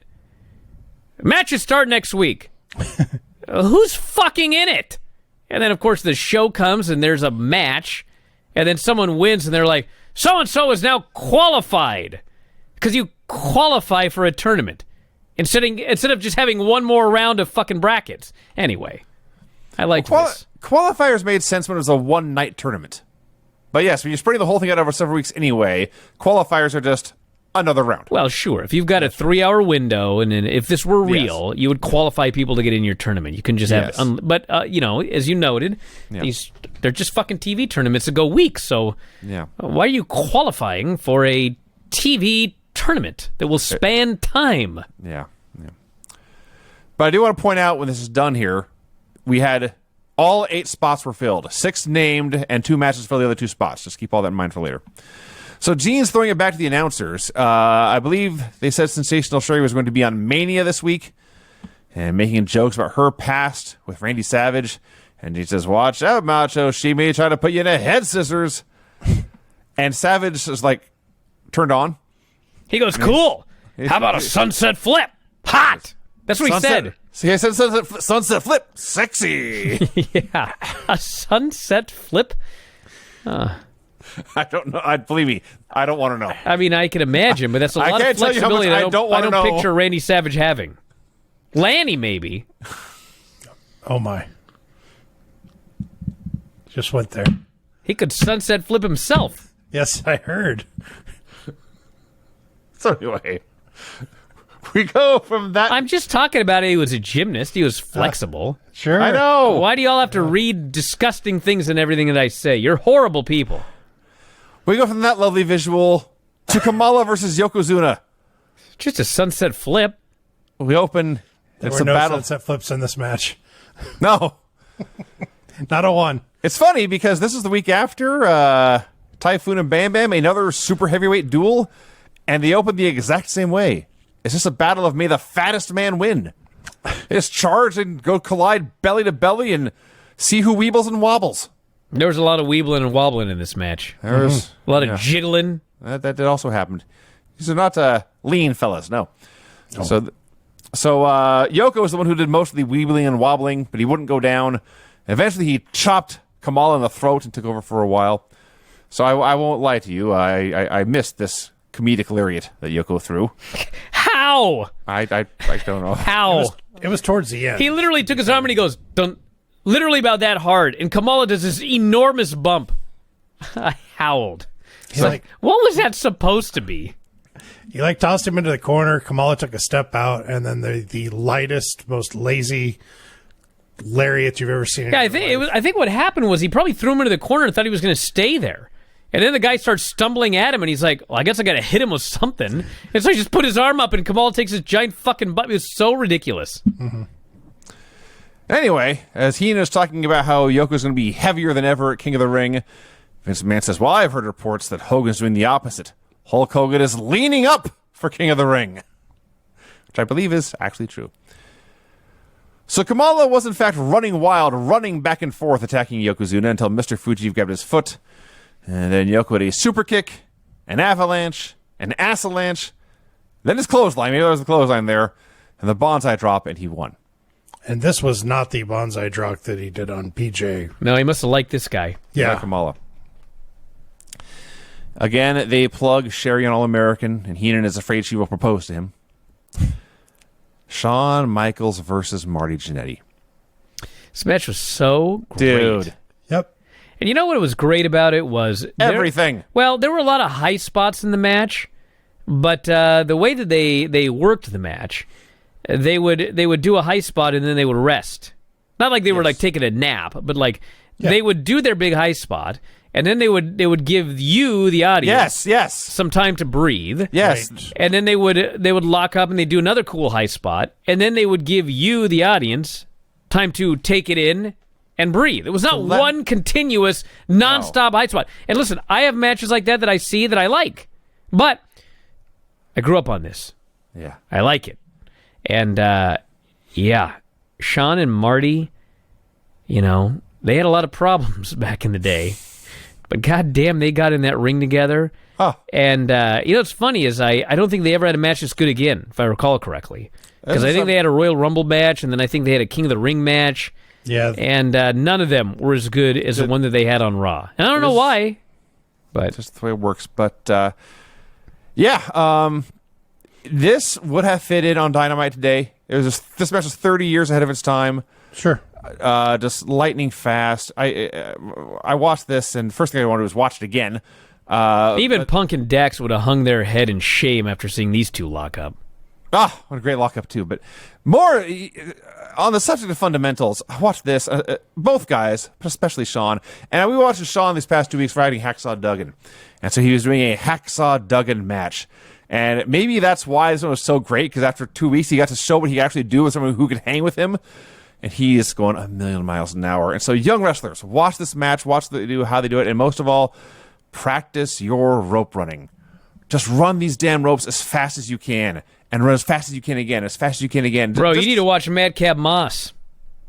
Great rope runner? Dude, that guy runs fast. He runs twice as fast as Shawn Michaels. Really? I'm not even kidding. This fucking he's an guy. athlete. That's why I was talking about how you guys had to go back and watch that match with Drew, where he hit the fucking ropes 3 times and then ran into the Claymore, and I don't know how he survived. That was the best fucking finish of the year, by the way. But yes, and the way they do it is like there's a great deal of speed and then no movement or limited movement. Then there's a high spot with a great deal of speed, and then they slow it down again. Yes. It's fascinating to watch. 2 great workers doing it right. Yeah. On this show. And there's athletic in moves. 1993. Athletic moves you don't see anymore. Slingshots and the old school flying head scissors. Those stupid head scissors. I hate that move. Says you couldn't do it. I couldn't. I absolutely could not. And Buddy always wanted me to do this stupid move. I could not figure it out. I could have done jump off the top rope into a hurricane run or some shit. But no, he wanted to do a head scissors. The old school, jump on my shoulders sideways. Yeah. And then you fall sideways, and I'll roll over. I have seen Dusty Rhodes do this move. Yeah, I could not do it. It was to Andre the Giant, but still, it counts. So they're doing all this great stuff. Mr. Perfect's out there to stop Shawn from running away at one point. So the first time Marty hits the head scissors, it works. He tries it again, but Shawn drops him on the neck for the heat, drops his neck on the ropes for the heat, and they start doing this match, and Marty's making this comeback and flying all over. Marty hits a twisting body press that is similar to, but not identical to, what the Kid did to win his match. But it was similar enough that Savage points it out. We saw that move win earlier tonight. Marty almost got him there, too. And they got the crowd right there. Oh, yeah. That was a great crowd fall. went nuts. So Shawn hits the super kick, which wasn't his finish in 1993, but it lays Marty out. And then Shawn stops to yell at Mr. Perfect for a while. And you think, well, Vinny, usually you hate that kind of thing. The dumbass distracted himself. I'm like, yeah, the dumbass heel distracted himself. He was the heel. That's the point. Yes. He was an idiot, and he paid for it. Yes. So he turns around, and Marty grabs him and small packages him. The ref counts 3 to win the Intercontinental title. And if you thought they went nuts when Razor Ramon got pinned, white hot. They saw a championship change. History was made before their eyes with this Intercontinental title. And in a match they didn't even know was going to happen. in a match they didn't know was going to happen. So this show ruled. Dude, this show was awesome. Everyone go back and watch this. Yeah. Huge thumbs up and watch it and study it. There's so much to be learned from this one. Dude, if you're a worker, you should watch this match like 80 times. Problem is, then you have to find a Shawn Michaels or a Marty Jannetty, and they ain't around. There's working. Well, there were not multiple Shawn Michaels or Marty Jannettys then either. No. There was especially only one Shawn. I'm sure that Marty was at WrestleCon this last weekend. A safe bet. D. All right. What do we got, Vinny? We watched. What is that noise? What's happening? Hey, Granny, Red 5 it. Oh, God, she put the headphones on top of the mic. There we go. All right, she got it. All right, let's do this. We watched WWF Raw 18, May 24th, 1993. The announcers running down the card. They promise a Razor Ramon interview. Crush and Money Incorporated will be in action, along with the man making his debut, Mr. Bomb. Mr. Atom Bomb. And also, in our opening match, Doink versus Mr. Perfect in a qualifier for King of the Ring. Something is fishy, but we'll get into this later in the show. So it is, in fact, Doink versus Mr. Perfect in a King of the Ring qualifier. Wait, what was fishy? What's fishy is last week, they ran down the King of the Ring brackets. There was Brett and Razor in the first round, Hacksaw and Bam Bam in the first round, Lex and Tatanka in the first round. Then they announced Michaels versus Crush in a qualifier on Superstars, which would be 7 men. And then Kamala versus Mr. Hughes in a qualifier on Wrestling Challenge, which would be 8 men. At the end of the show, Vince announced this Doink Mr. Perfect match where the qualifier would be in the King of the Ring, which theoretically would be 9 men. No, didn't they mention that Shawn Michaels and Crush? That was Shawn Michaels and Crush last week was announced as a qualifying match for King of the Ring. Now, okay, so but I think they announced that match went to a double count out. It did, but before the announcement before it happened, Vince announced this Mr. Perfect Doink qualifier. He announced the qualifier to fill in the double countout match before the double countout took place. I see. Well, it was taped, Vinny, you see. I'm starting to think this pro wrestling may not be in the up and up. No, it was a taped match. He knew the results. He just didn't want to spoil it or whatever. Hey, listen, this match was great. This Mr. Perfect versus Doink match was an excellent match. I love this match. And it was like so good. And I was so into this show, but about a half hour in, I totally lost interest in this episode of Raw. So if you're one of those people that hasn't watched it yet and you follow along every week, you can watch about the first half hour and then, you're pretty much done with the show. But this was an exceptional, I would go as far as to call this an exceptional match. These two guys are so good, and they had a wrestling match. They exchanged wrestling holds. They had counters. They had reversals. It was so good. Yes. And of course, the finish was pretty lame because we had the double doinks gimmick and everything like that, which was even funnier because like one doink sneaks under the ring and he's replaced by a healthy doink. With his face being still intact. Fresh doink. Yeah. And this fresh doink gets in the ring and he's immediately hit with a perfect plex and pinned. Yes. Like a total fucking silly geek is what he was. He is clearly the second tier doink. He was definitely the second tier fucking doink. Yeah. But the first tier doink was a first tier doink. He was awesome in this match. They both were. There was Indian deathlocks. There was extended hammerlock holds. There was... I forget who did it first, but you see it all the time now where the guy puts his opponent's palm on the mat and then bends his arm up and then stomps the elbow, driving the palm into the mat. I think Zack Sabre does it, and Shayna Baszler does it. I think Pete Dunne does it. But here in 1993, Doink did that to Mr. Perfect. Dude, the best part of this match was Mr. Perfect puts him in a figure 4 leg lock. And Doink is selling and he's selling and he's selling his leg. And, you know, he finally, it's like he's so tired he lays on his back and the ref goes, 1, 2. And Doink sits up. And as soon as he sits up, Mr. Perfect slaps him. And Doink falls back. And the ref goes, 1, 2. And he sits up and Perfect slaps him again. And Perfect slaps him 2 times. And all of a sudden Doink just fucking snaps. And he reverses the hold. Mr. Perfect has to let go. Doink fucking jumps to his feet. He's still mildly selling his leg, but he fucking ran roughshod on Mr. Perfect outside. And there's like a double leg outside on the floor. They're working it like somebody got pissed off for real, even though they didn't. They worked it like that. And then Doink finally fucking posts him, and he does something else, and then he walks up and he just gives him one slap as revenge. That was awesome. So the match actually went through 2 commercial breaks, which is very rare for 1993 Raw. It's so rare that when they came back for commercial break number 2, Vince McMahon actually apologized to the fans. We are sorry for having to go to commercial break so often, but this action demands it, or something like that. And I just thought, the fact that he apologized actually means a lot. I appreciate acknowledging that we had to sit through 2 commercials. So yes, the finish was garbage. There's the second doink, and the second doink gets pinned. The first doink, by the way, is not mad at the second doink at all. He comes out. You would think he'd be pissed off at his lackey for having screwed up an easy opportunity, but they just start double teaming perfect until Crush makes the save, and there you go. Well, this clown don't want to be a king. So we have a King of the Ring report with Mean Gene. The qualifying is complete.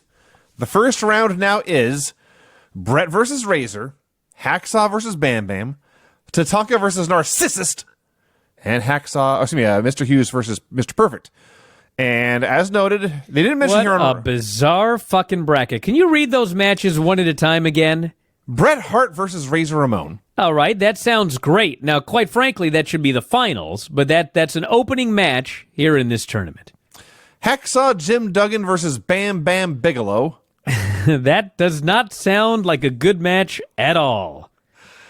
Tatanka versus Narcissist. That sounds like a flat-out horrible fucking match. And Mr. Hughes versus Mr. Perfect. That is bizarre. Why is Mr. Perfect facing Mr. Hughes? I don't know. Why are they both going by Mr.?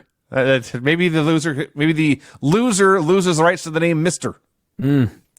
And they did not mention this here, but I was so frustrated I had to look it up. Shawn Michaels and Crush had a qualifier. It went to a double countout. Neither man qualified for King of the Ring. But they're going to be a rematch at King of the Ring, and this time Shawn's Intercontinental title will be on the line. So there you go.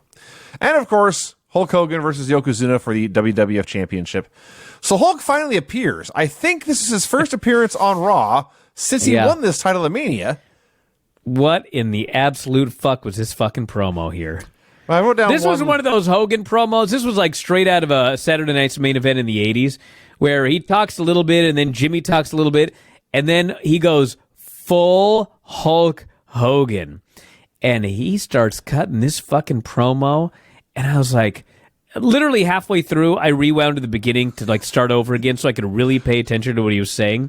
I still don't know what in the fuck he was talking about. He had some seemingly racist line, but it was like so weird. I don't even know what the fuck he was talking about. He but threatened at one point to slam Yokozuna like a big fat roll of sushi or something. is that what? No, it was even more bizarre than that. I mean, that's probably what he meant to say, but I think it was weird. And then he's talking about his giant muscles, because of course he's smaller than ever because they're drug testing. Here's the part I did write down. We all know the pythons are the largest arms in the world, but the only thing that's as large as Hulk Hogan's python's brother is Jimmy Hart's Hart brother. Yeah. I was like, I thought I knew where it was going. Thankfully, I didn't. But no, then he goes, the 24-inch pythons are bigger than ever. And he flexes biceps, and I'm like, those aren't bigger than ever. And then he goes, the striations of my triceps. And then he calls it the pectoralis. The pectorials. The pectoralis. No, he called it the pectoralis. He totally fucked it up. Yeah. I was like, God, who wrote this? Braun Strowman? It was weird because in content, it was very much a classic Hulk Hogan promo, but we went back and watched those Saturday Night's Main Event and a couple of Manias, and this is it's also weird because in context of how this went down, this is Hogan's farewell for like a decade for this company. And I don't know if he knew it then, I don't know if he thought it was going over or what was happening, but he's doing this promo, and you know when they say, you know, your character needs to be a version of yourself turned up to 11? This is a version of himself turned up to 7. It's very a much more calmer, more restrained Hulkster that I'm used to seeing here in the World Wrestling Federation. It was all very strange. But anyway, he says he's tired of the haters who don't believe he can slam this big man. He's going to pick him up, turn him north, south, east, and west, slam him through the mat, and what you're going to do when Hulkamania runs wild on you. Money Incorporated versus Mike Bell and DeVito. First, that's Mike Bell took the best bump I ever saw for the part. You know, you put your head down and the guy grabs your hair and does the face first slam. Yes, dude, I don't even know how he did this. He puts his head down. DiBiase grabs the back of his hair, and of course you go up and then you go throw the guy's head down. Well, as DiBiase starts to lift Mike Bell up, Mike Bell levitates. Like, he starts going up in the air. He's horizontal off the mat. His arms, everything's legs. He's like horizontal. And then DiBiase slams his head down. I was like, I don't think I've ever in my life seen someone take that bump better than I just saw Mike Bell on a random Raw against Money Inc. take that move. Now, before the match, DiBiase, apparently, just because people have forgotten he was rich, he had to do like the exact same angle that he did when he first broke in, where he offers a fan money to accomplish a menial task. I have $100, he says, for anyone who will shine my shoes. They bring a young man into the ring. This guy had a ponytail. I think it's 1993 on Raw. There's long-haired dudes all over the place. Bobby Heenan's appalled. There's a guy with a ponytail in this ring. No, it's the worst, Vinny. He goes, he said something about like, she's getting in the ring. And Vince goes, I think that's a guy. And that's when Bobby Heenan was appalled by the ponytail. Let's see. But I couldn't help but note that this was 1993. And I guess the storyline was that you were supposed to be humiliated for getting in the ring and shining their wrestling boots for like maybe 15 total seconds and coming out of it with $100. That's a great fucking job. That's what that is. I wouldn't have been humiliated. I'd have been in 11th grade at the time, 12th grade. And if some fucker was like, I'll give you $100 to shine my wrestling boots for 15 seconds each boot, I'd have taken that $100 and been happy. I am fairly certain at this point in my life I was working at the grocery store for $7 an hour. Yeah, $100 to shine these fuckers' shoes, and they're like, oh, how embarrassing. Well, and then beyond that is keep in mind they're supposed to, Vince is supposed to be the voice of the baby faces, but the idea of working for a living, menial labor. How embarrassing. So then this kid shines his shoes, and then, DiBiase is going to give him the $100, and then IRS grabs the money, and he goes, hold on a second. You've got to pay your fair share to the government. And so he takes $100. He pockets $70. So 70% tax rate here in New York in 1993. He gives the kid $30 out of the 100, and the kid happily leaves. And Vince is screaming that he ripped him off, which in fact he did. I mean, that's a total That rip-off. is not the tax rate for a shoe shine guy in New York. No, not to mention, I mean, the kid should have been able to write off like the rag he used or something. I guess. I don't know. Golly, 70%. All I know is when this is done, DiBiase is laughing at the kid, and IRS is laughing at the kid, and Vince is screaming, and Macho's screaming, and Bobby Heenan is screaming, all at the same time. It was unbearable. And then they come back and do the match. It is hardly any better. Vince is trying to convince us we might see another 1, 2, 3 kid upset here. Bobby Heenan, we are told, is flipping channels. We don't show it at this point. Eventually, IRS pins DeVito with a lariat. It sucked. I do like in, nowadays, if you're bored during a match like this, which I was, you get on your fucking phone and you go on the board or something like that. Sure. Back then, you had to have a second television to switch the channels. Yeah. Life was rough back then. It was a different time. Golly. I get bored watching Raw. I'm thinking of buying another television. Another cable hookup. That all right, dear? Crush versus Bobby Who. Bobby who? What a perfect name. Because who is this guy? He's got shitty gear. He's a shitty worker. I looked up his bio at ProWrestlingFandom.com. Here... He has a bio? In its entirety is his entry at ProWrestlingFandom.com. Bobby Who is an American professional wrestler. Please tell me that's all it says. That's the entire page. Wow. So he is, in fact, Bobby Who. Crush goes for delayed suplex. Delayed suplex. Suplex is holding up for a while. Bobby Who doesn't go up for it. And then once he's up there, Bobby Who is fighting like mad to get out. And if this hadn't been Crush, who, say what you will about him as a worker, he was a big, strong dude, and he just manhandles this guy in the air, this could have been all sorts of disaster. Now, as I noted, Crush, aside from being big and strong, brings little to the table. I actually thought that Bobby Who might have been a better worker. I'm not going to lie. I don't know. It really wasn't very good. There was that jumping kick Crush through for some reason that looked horrible. And why is the 6'6", 300-pound guy doing jumping roundhouse kicks to the gut? Hey, you ever gone to the barber, Vinny? I have, yes. I can't tell by looking at you. Oh, how dare you? But anyway, you ever gone to the barber and they give you they wash your hair, and then they sort of they give you that scalp massage while they're washing your hair and doing the conditioner and everything like that? Sure. It's probably part of the gig. Yeah. It's never hurt. Are you leading here to a discussion of Crush's finish? Yeah. What a fucking dumb finish. Literally, he picks him up and he literally sits him on the ground and he puts his hands on the guy's head. And it's like every scalp massage you've ever seen. But for some reason, it causes the guy to scream in agony, and then the referee rings the bell. Crush would be a horrible barber. Well, he was a horrible wrestler, too. So him and Beefcake together could open a salon, run off all the clientele. This is a great business model you have. Yeah, it's horrible. Vince McMahon less than he would shining fucking shoes, I'll tell you that much. That's probably true. Vince McMahon interviews Razor Ramon. He brings up the fact that Razor Ramon was upset by somebody now known as the 1-2-3 Kid last week, and his first question is, Razor, how does it feel to be humiliated like that? I'd forgotten this Razor Ramon. I remember this gimmick with the accent and everything like that, where he was turning it up to a 30. But I'd forgotten that for a while he would put in some Hispanic words. Yes. He'd throw a little bit of Spanish in there. F.A. Cállate, he says to the people. Yes. So Vince is a dick here asking this question.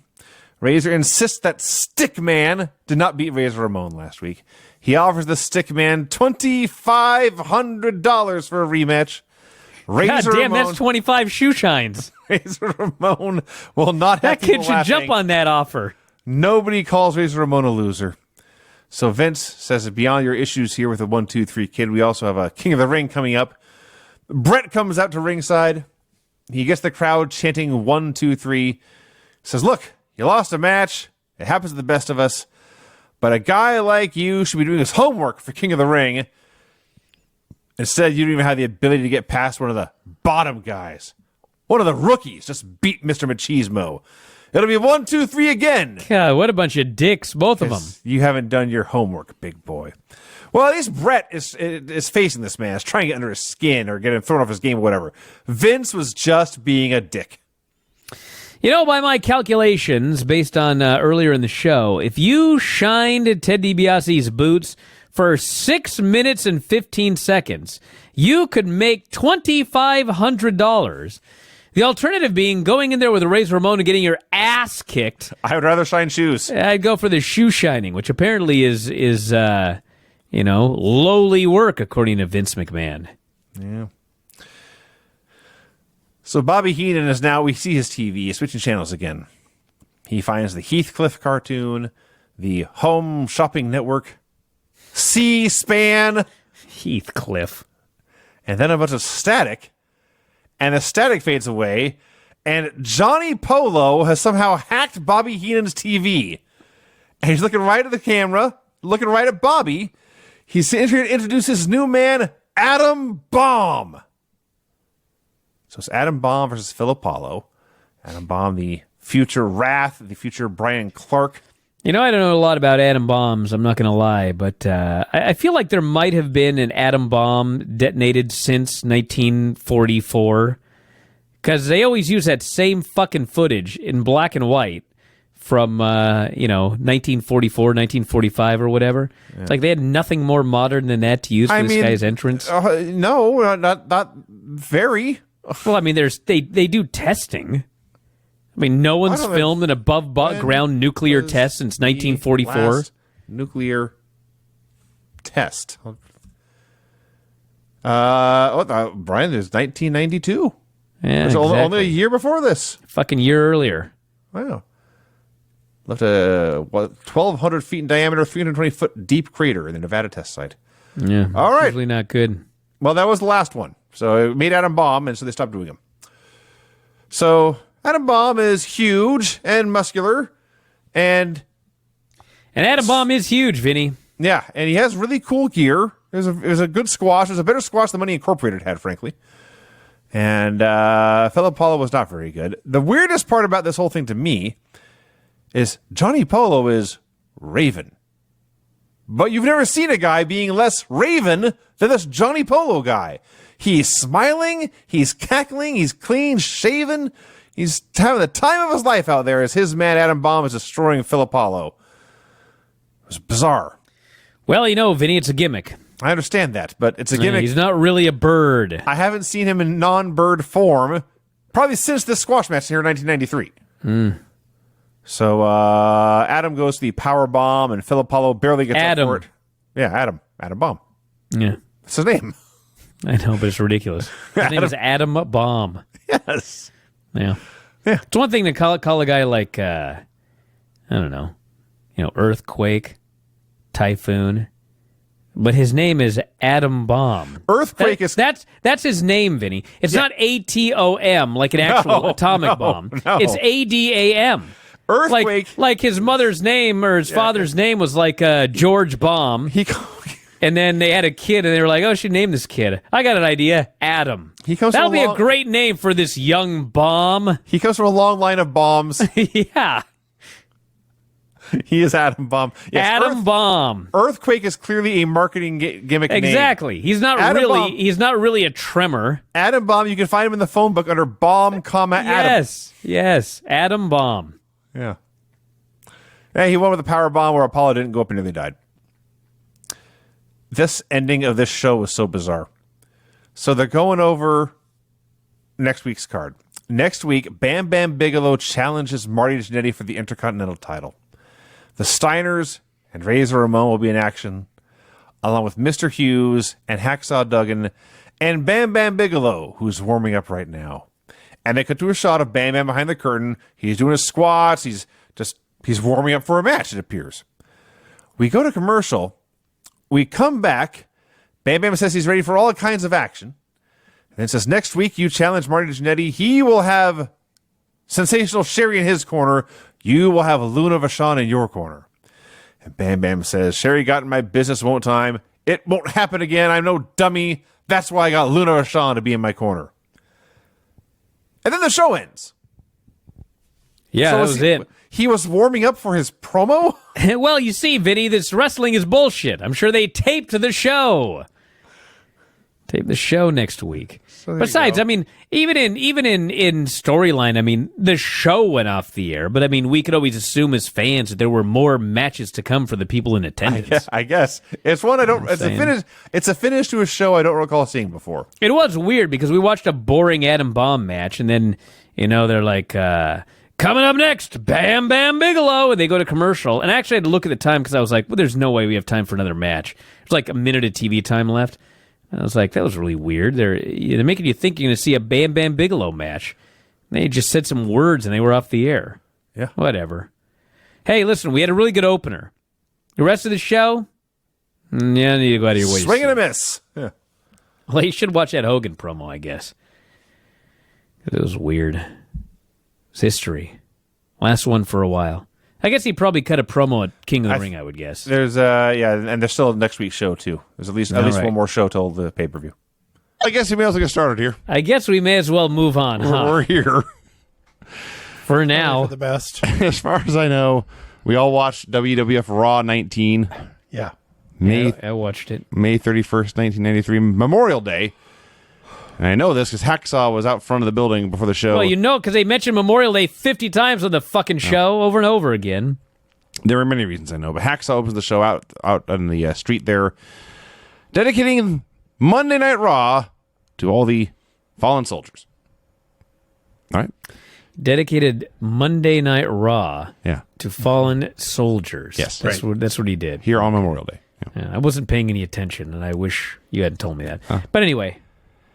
The card for tonight, we have Mr. Hughes in action, the Steiners, Razor Ramon, Hacksaw Duggan, and our opener, Marty Jannetty versus Bam Bigelow for the Intercontinental title, with Luna Vachon and Sherry at ringside.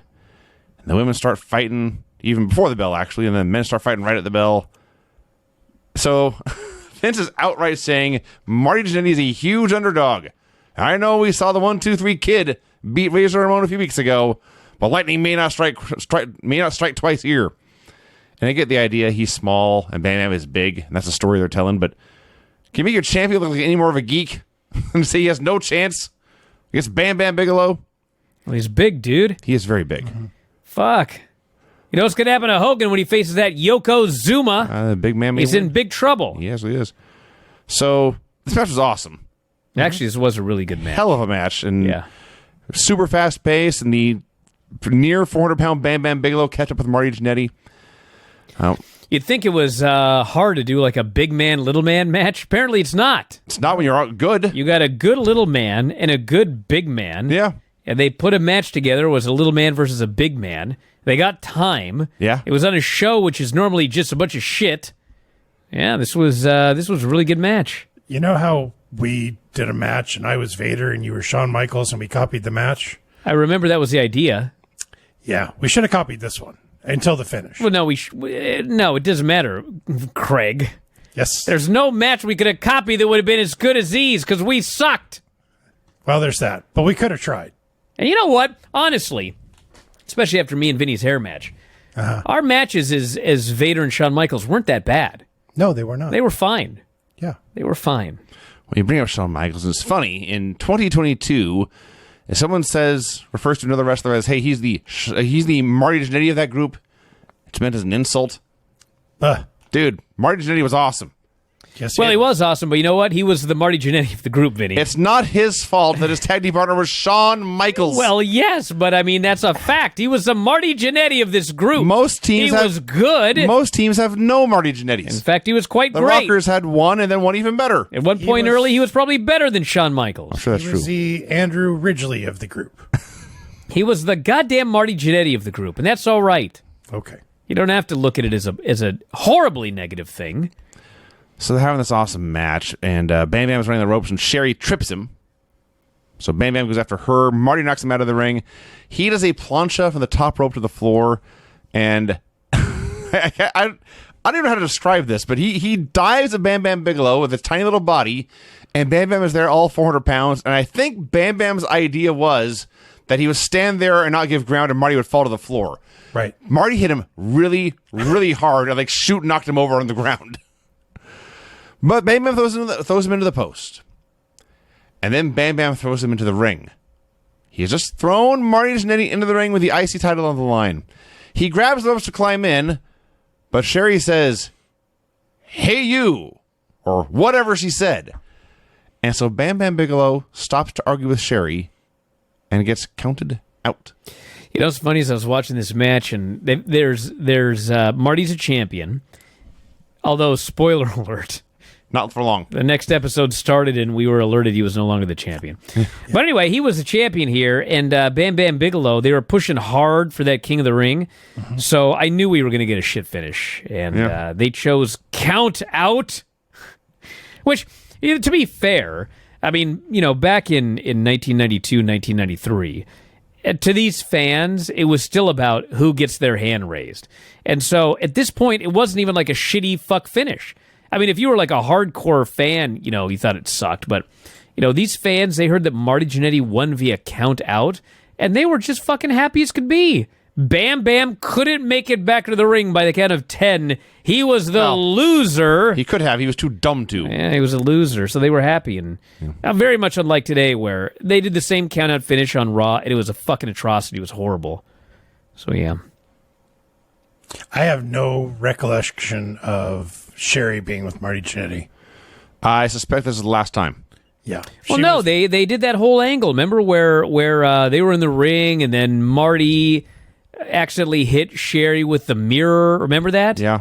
And then they were together for a little bit, briefly, and then a little bit here. Got to remember, like, Marty, there's a reason he was the Marty Jannetty of the Rockers. There is. He got put through the fucking barbershop window. They did a brief whatever, and then he vanished. And this whole storyline here was him returning in street clothes. Yeah. He'd been gone. Yeah. So, yes. Got to pick up where they left off, I guess. They show NBA player Dwayne Shinsius at ringside. Dwayne was 7'1" and had an unbelievable mullet. How the fuck did they not have an NIL program back then? They must not have, because they'd have been all over him today. He could have been another shitty, skinny giant. Yes. He had a blockhead and a square jaw. I'm sure Vince was salivating.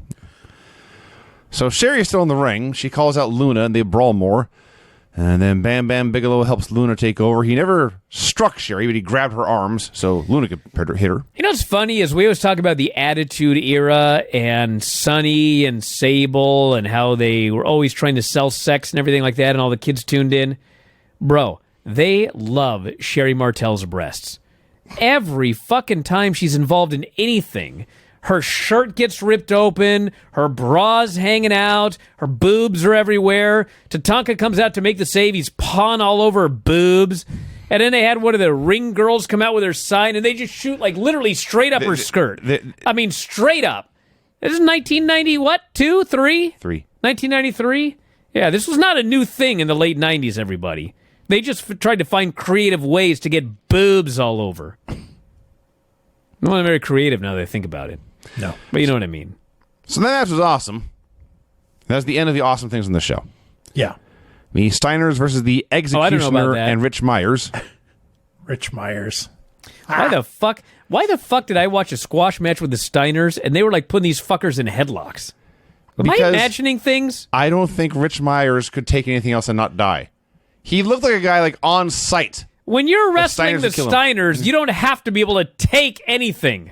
No, they're going to give you anything they want. They'll do it, but Brian, they don't actually want a death here.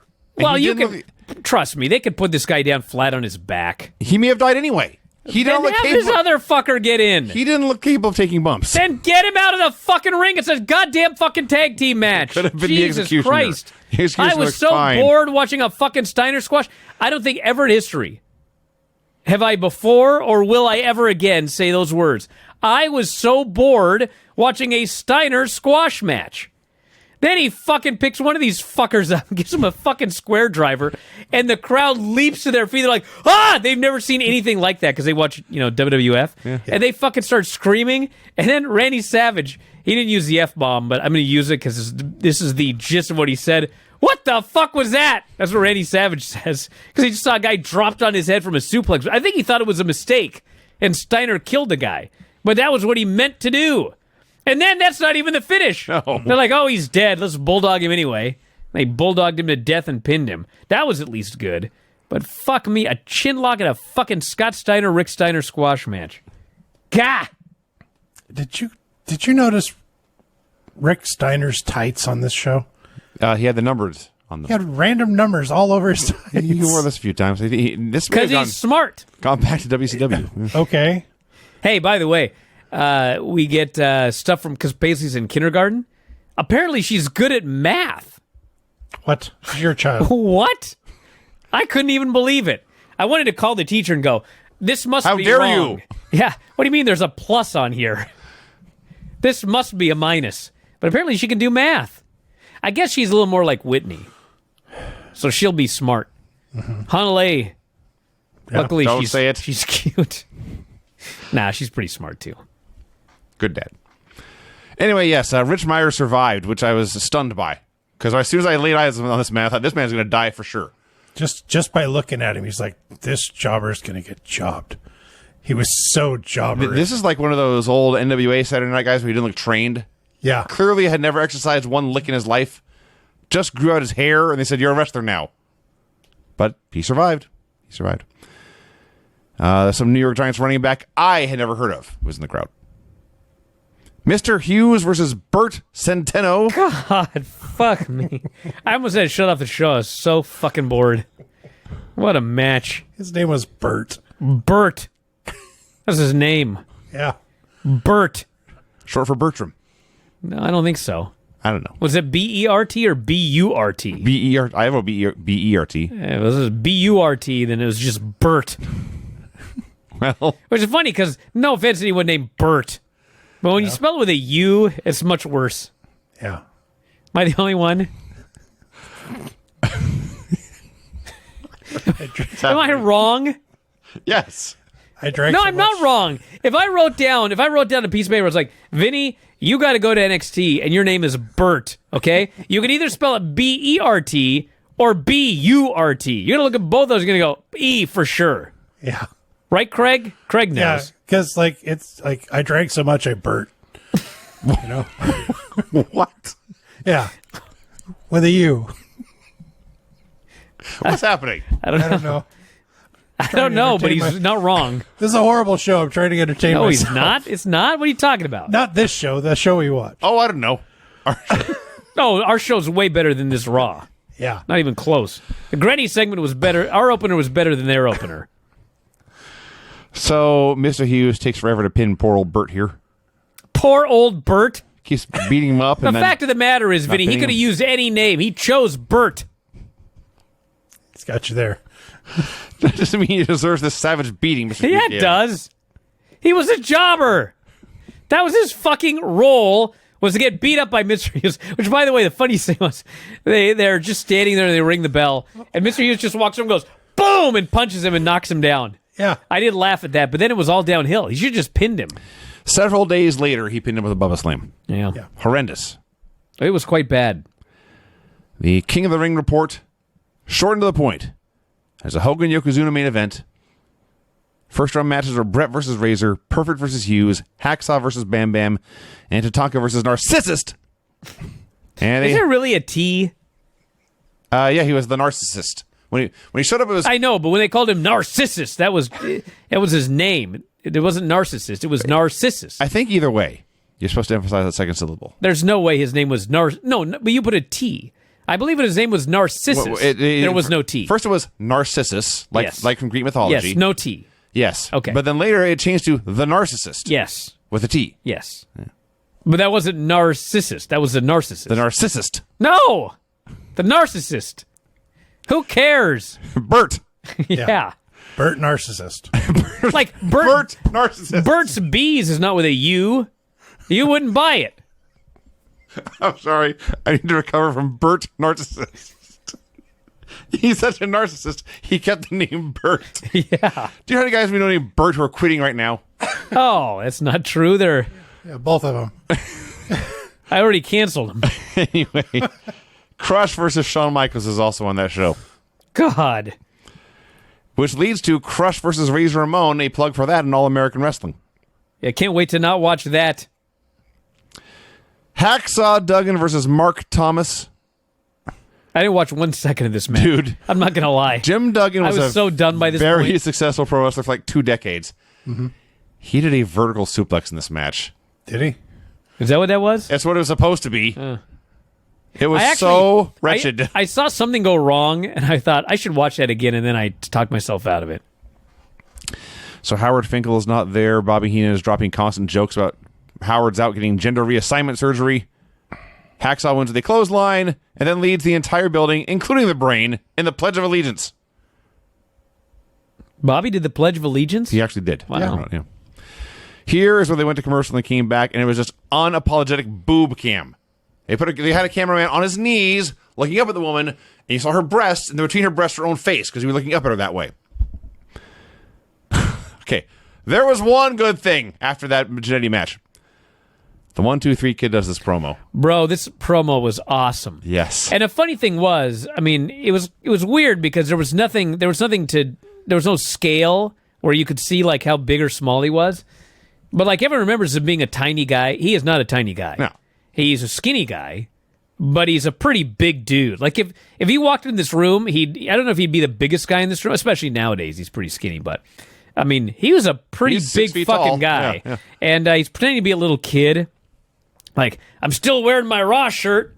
I was watching the show with Grandma and Grandpa, and I saw old Scott Hall. I'm doing a horrible impression, by the way. What do you have a southern accent? He didn't have a southern accent. He actually had a fat kid accent. Excuse You me? know what I'm talking about? No. If you listen to it. But he's putting it on. Because he's supposed to be a little kid. Okay. And he's just a little bit chubby. And he's kind of got that, you know what I mean? Am I the only one? Anyway, he goes, Scott Hall offered me... Mr. Ramon, he called him. Yeah, Mr. Ramon offered me $5,000, I saw. And I'd already been offered $2,500. But the more I think about it, he says, I just can't do it. Because I've thought about the consequences of what might happen. And I was like, you didn't think about the consequences before you were a fucking jobber on Raw? Like, Well, now what? Mr. Ramon is pissed. He would get the very best and worst of Mr. Ramon. Well, what he thought he might get a happy Mr. Hughes? Ramon. A jovial Scott Steiner? No, I'm just throwing out names. I see. When you're a jobber, you're going to go in there and get killed.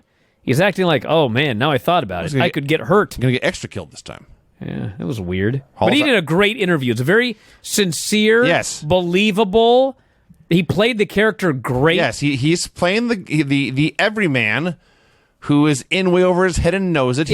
He came off, there was a sincerity, and this is going to sound worse than I mean. He came off not like a star. He came off like a fan. You know what he came That's on? what the 1, 2, 3 Kid was. Well, that's the point. Like we talked Yes. about this, and there's the obvious examples: Undertaker, Kane. Like you give these gimmicks to anybody else, which they did, by the way, because we had a fake Undertaker and a fake Kane. Every fucking one of them was a tragedy. You give the right guy the right shitty gimmick, and all of a sudden it's like an all-time classic gimmick. They could have given any skinny guy the 1, 2, 3 Kid gimmick. But I'm not sure anybody else would have pulled it off like Sean Waltman, because he was so fucking good in this interview. And I'm not sure that any other random skinny geek would have done this as well as he did. And he could pull it off in the ring. And he was really good in this segment. Razor Ramon versus Tony Roy. This was good. Because Razor Ramon lost to the 1, 2, 3 Kid. And so this dork would go for covers, and the fucking fans were buying it. Like he might actually be pinned by, who was he? Tony Roy? Tony Roy. That's an NXT name. Actually is. But, and Tony Roy, because Razor kept getting distracted by Macho Man and others, and so twice Tony Roy scored a schoolboy and got a 2 count, and Razor killed him and continued to kill him, hit the back superplex and the Razor's Edge and won. You know, somebody on Observer Live made a great point, one of the Twitch homies, and that was that the reason a lot of these NXT names sound so fucking dumb is because they sound like two first names, which was this guy, Tony Roy. Yeah. Like, if your name was whatever, Vinny, and they signed you to NXT, and you chose the name Vince Verhey, that doesn't sound weird. I chose Brian Alvarez, doesn't sound weird. Craig Proper, doesn't sound weird. But if you chose Vince Craig, or Craig Bryan, or That's not bad. Craig Vince, they're all stupid. Or Daniel Bryan. That was stupid. His name was Bryan Danielson. It's a much better name than Daniel. You guys don't remember how much people hated that fucking name, I actually Daniel do, Bryan. It was Yeah. It would have been better, Buddy Peacock. At least that sounds like a first and last name. All I know is Tony Roy here got killed in this match. Razor was extra vicious. That back suplex, he about dropped this guy on the back of his head, and same with the Razor's Edge. Was a fun watch. Like if his name would have been Vinny Ramone, that works. Sure. But Alvarez Ramone, The roadie. didn't work. So next week on Raw, here's the matches. 2 matches in a segment they plug. Tito Santana versus Adam Bomb. That sounds horrid. Jerry Lawler's King's Court with special guest Yokozuna. That'll be good. A wacky tag match with a Steiner and a gun Yeah. That doesn't sound good at all. versus a head shrinker and somebody with money. A head shrinker and somebody with money against a Steiner with a gun? Well, a Billy or Bart gun. Oh. Not like a firearm. Bet on the Steiner with a gun. I mean, we don't know that for sure. Frankly, yeah, or maybe both. So they plug this horrendous card and then put the number on the screen for tickets. Can you believe, by the way, that in 1993, this guy's gimmick was he was a fucking head shrinker? In 1993. Went on for a few more years. Yeah.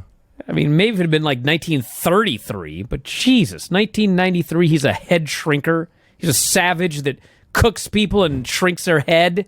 Fuck. We had a commercial for Royal Rumble on the Super Nintendo, a great game. Eh. And then we have a surprise Yokozuna promo. This promo was great. And I've never said that about a Mr. Fuji promo. And you never will again. But it was basically Vince was cutting the promo for both of them. Yeah. He's cutting the promo for Fuji. Fuji has a couple of lines in there. One of the lines was, Fuji goes, my Yokozuna will beat Hulk Hogan. And Vince goes, oh, yeah? Well, don't you remember WrestleMania? And Fuji goes, I have a short memory. Just blows off the question. And then, of course, Yokozuna has some line about, Hulkamania will die, Banzai! And he was great with his delivery. I actually like this a lot. Am I the only one? Vince was very confrontational in it, and you wondered why Yokozuna didn't take a swing at him. Because he's just an announcer in this. I just know they had him out there so that he'd be waving the Japanese flag on Memorial Day, and Vince could feign outrage about how dare you wave any other country's flag on this day. And Hacksaw's up in the balcony; he's waving the American flag back and forth, and it's set up by design as much as they could to have Yokozuna booed as the evil foreigner on this day, and it didn't work. But when Vince mentioned Hulk Hogan. Boo! Yeah, and then there was a point on the show where they're chanting "Hogan sucks." Yep. And Savage tried to claim they were chanting "Heenan sucks." Yes. But they were for sure chanting "Hogan sucks." I think there's a fan dressed as Hogan. But yes, this crowd did not like Hulk Hogan. No. And we got 2 weeks left in Hulkamania, everyone. Then it dies forever. I realize that Yokozuna is a heel and everything like that, but it is interesting here in WWE. If you're Japanese, you are not allowed to be proud of your heritage on our day. No other No, how nationality. dare you? If you have a Canadian or French, no, do not wave that flag. Vince specifically said, how dare you wave any other country's flag? This show's really weird. It really was. Written by a weird guy. Well, that's it. It ended. Yeah. That was the end? That was the end. was it. Oh, wow. I think I thought I fell asleep, but I guess I made it all the way through. I would rather be asleep. Yeah, that show sucked. Good opener. Great opener, nothing The else. rest of it sucked. What can you do? Well,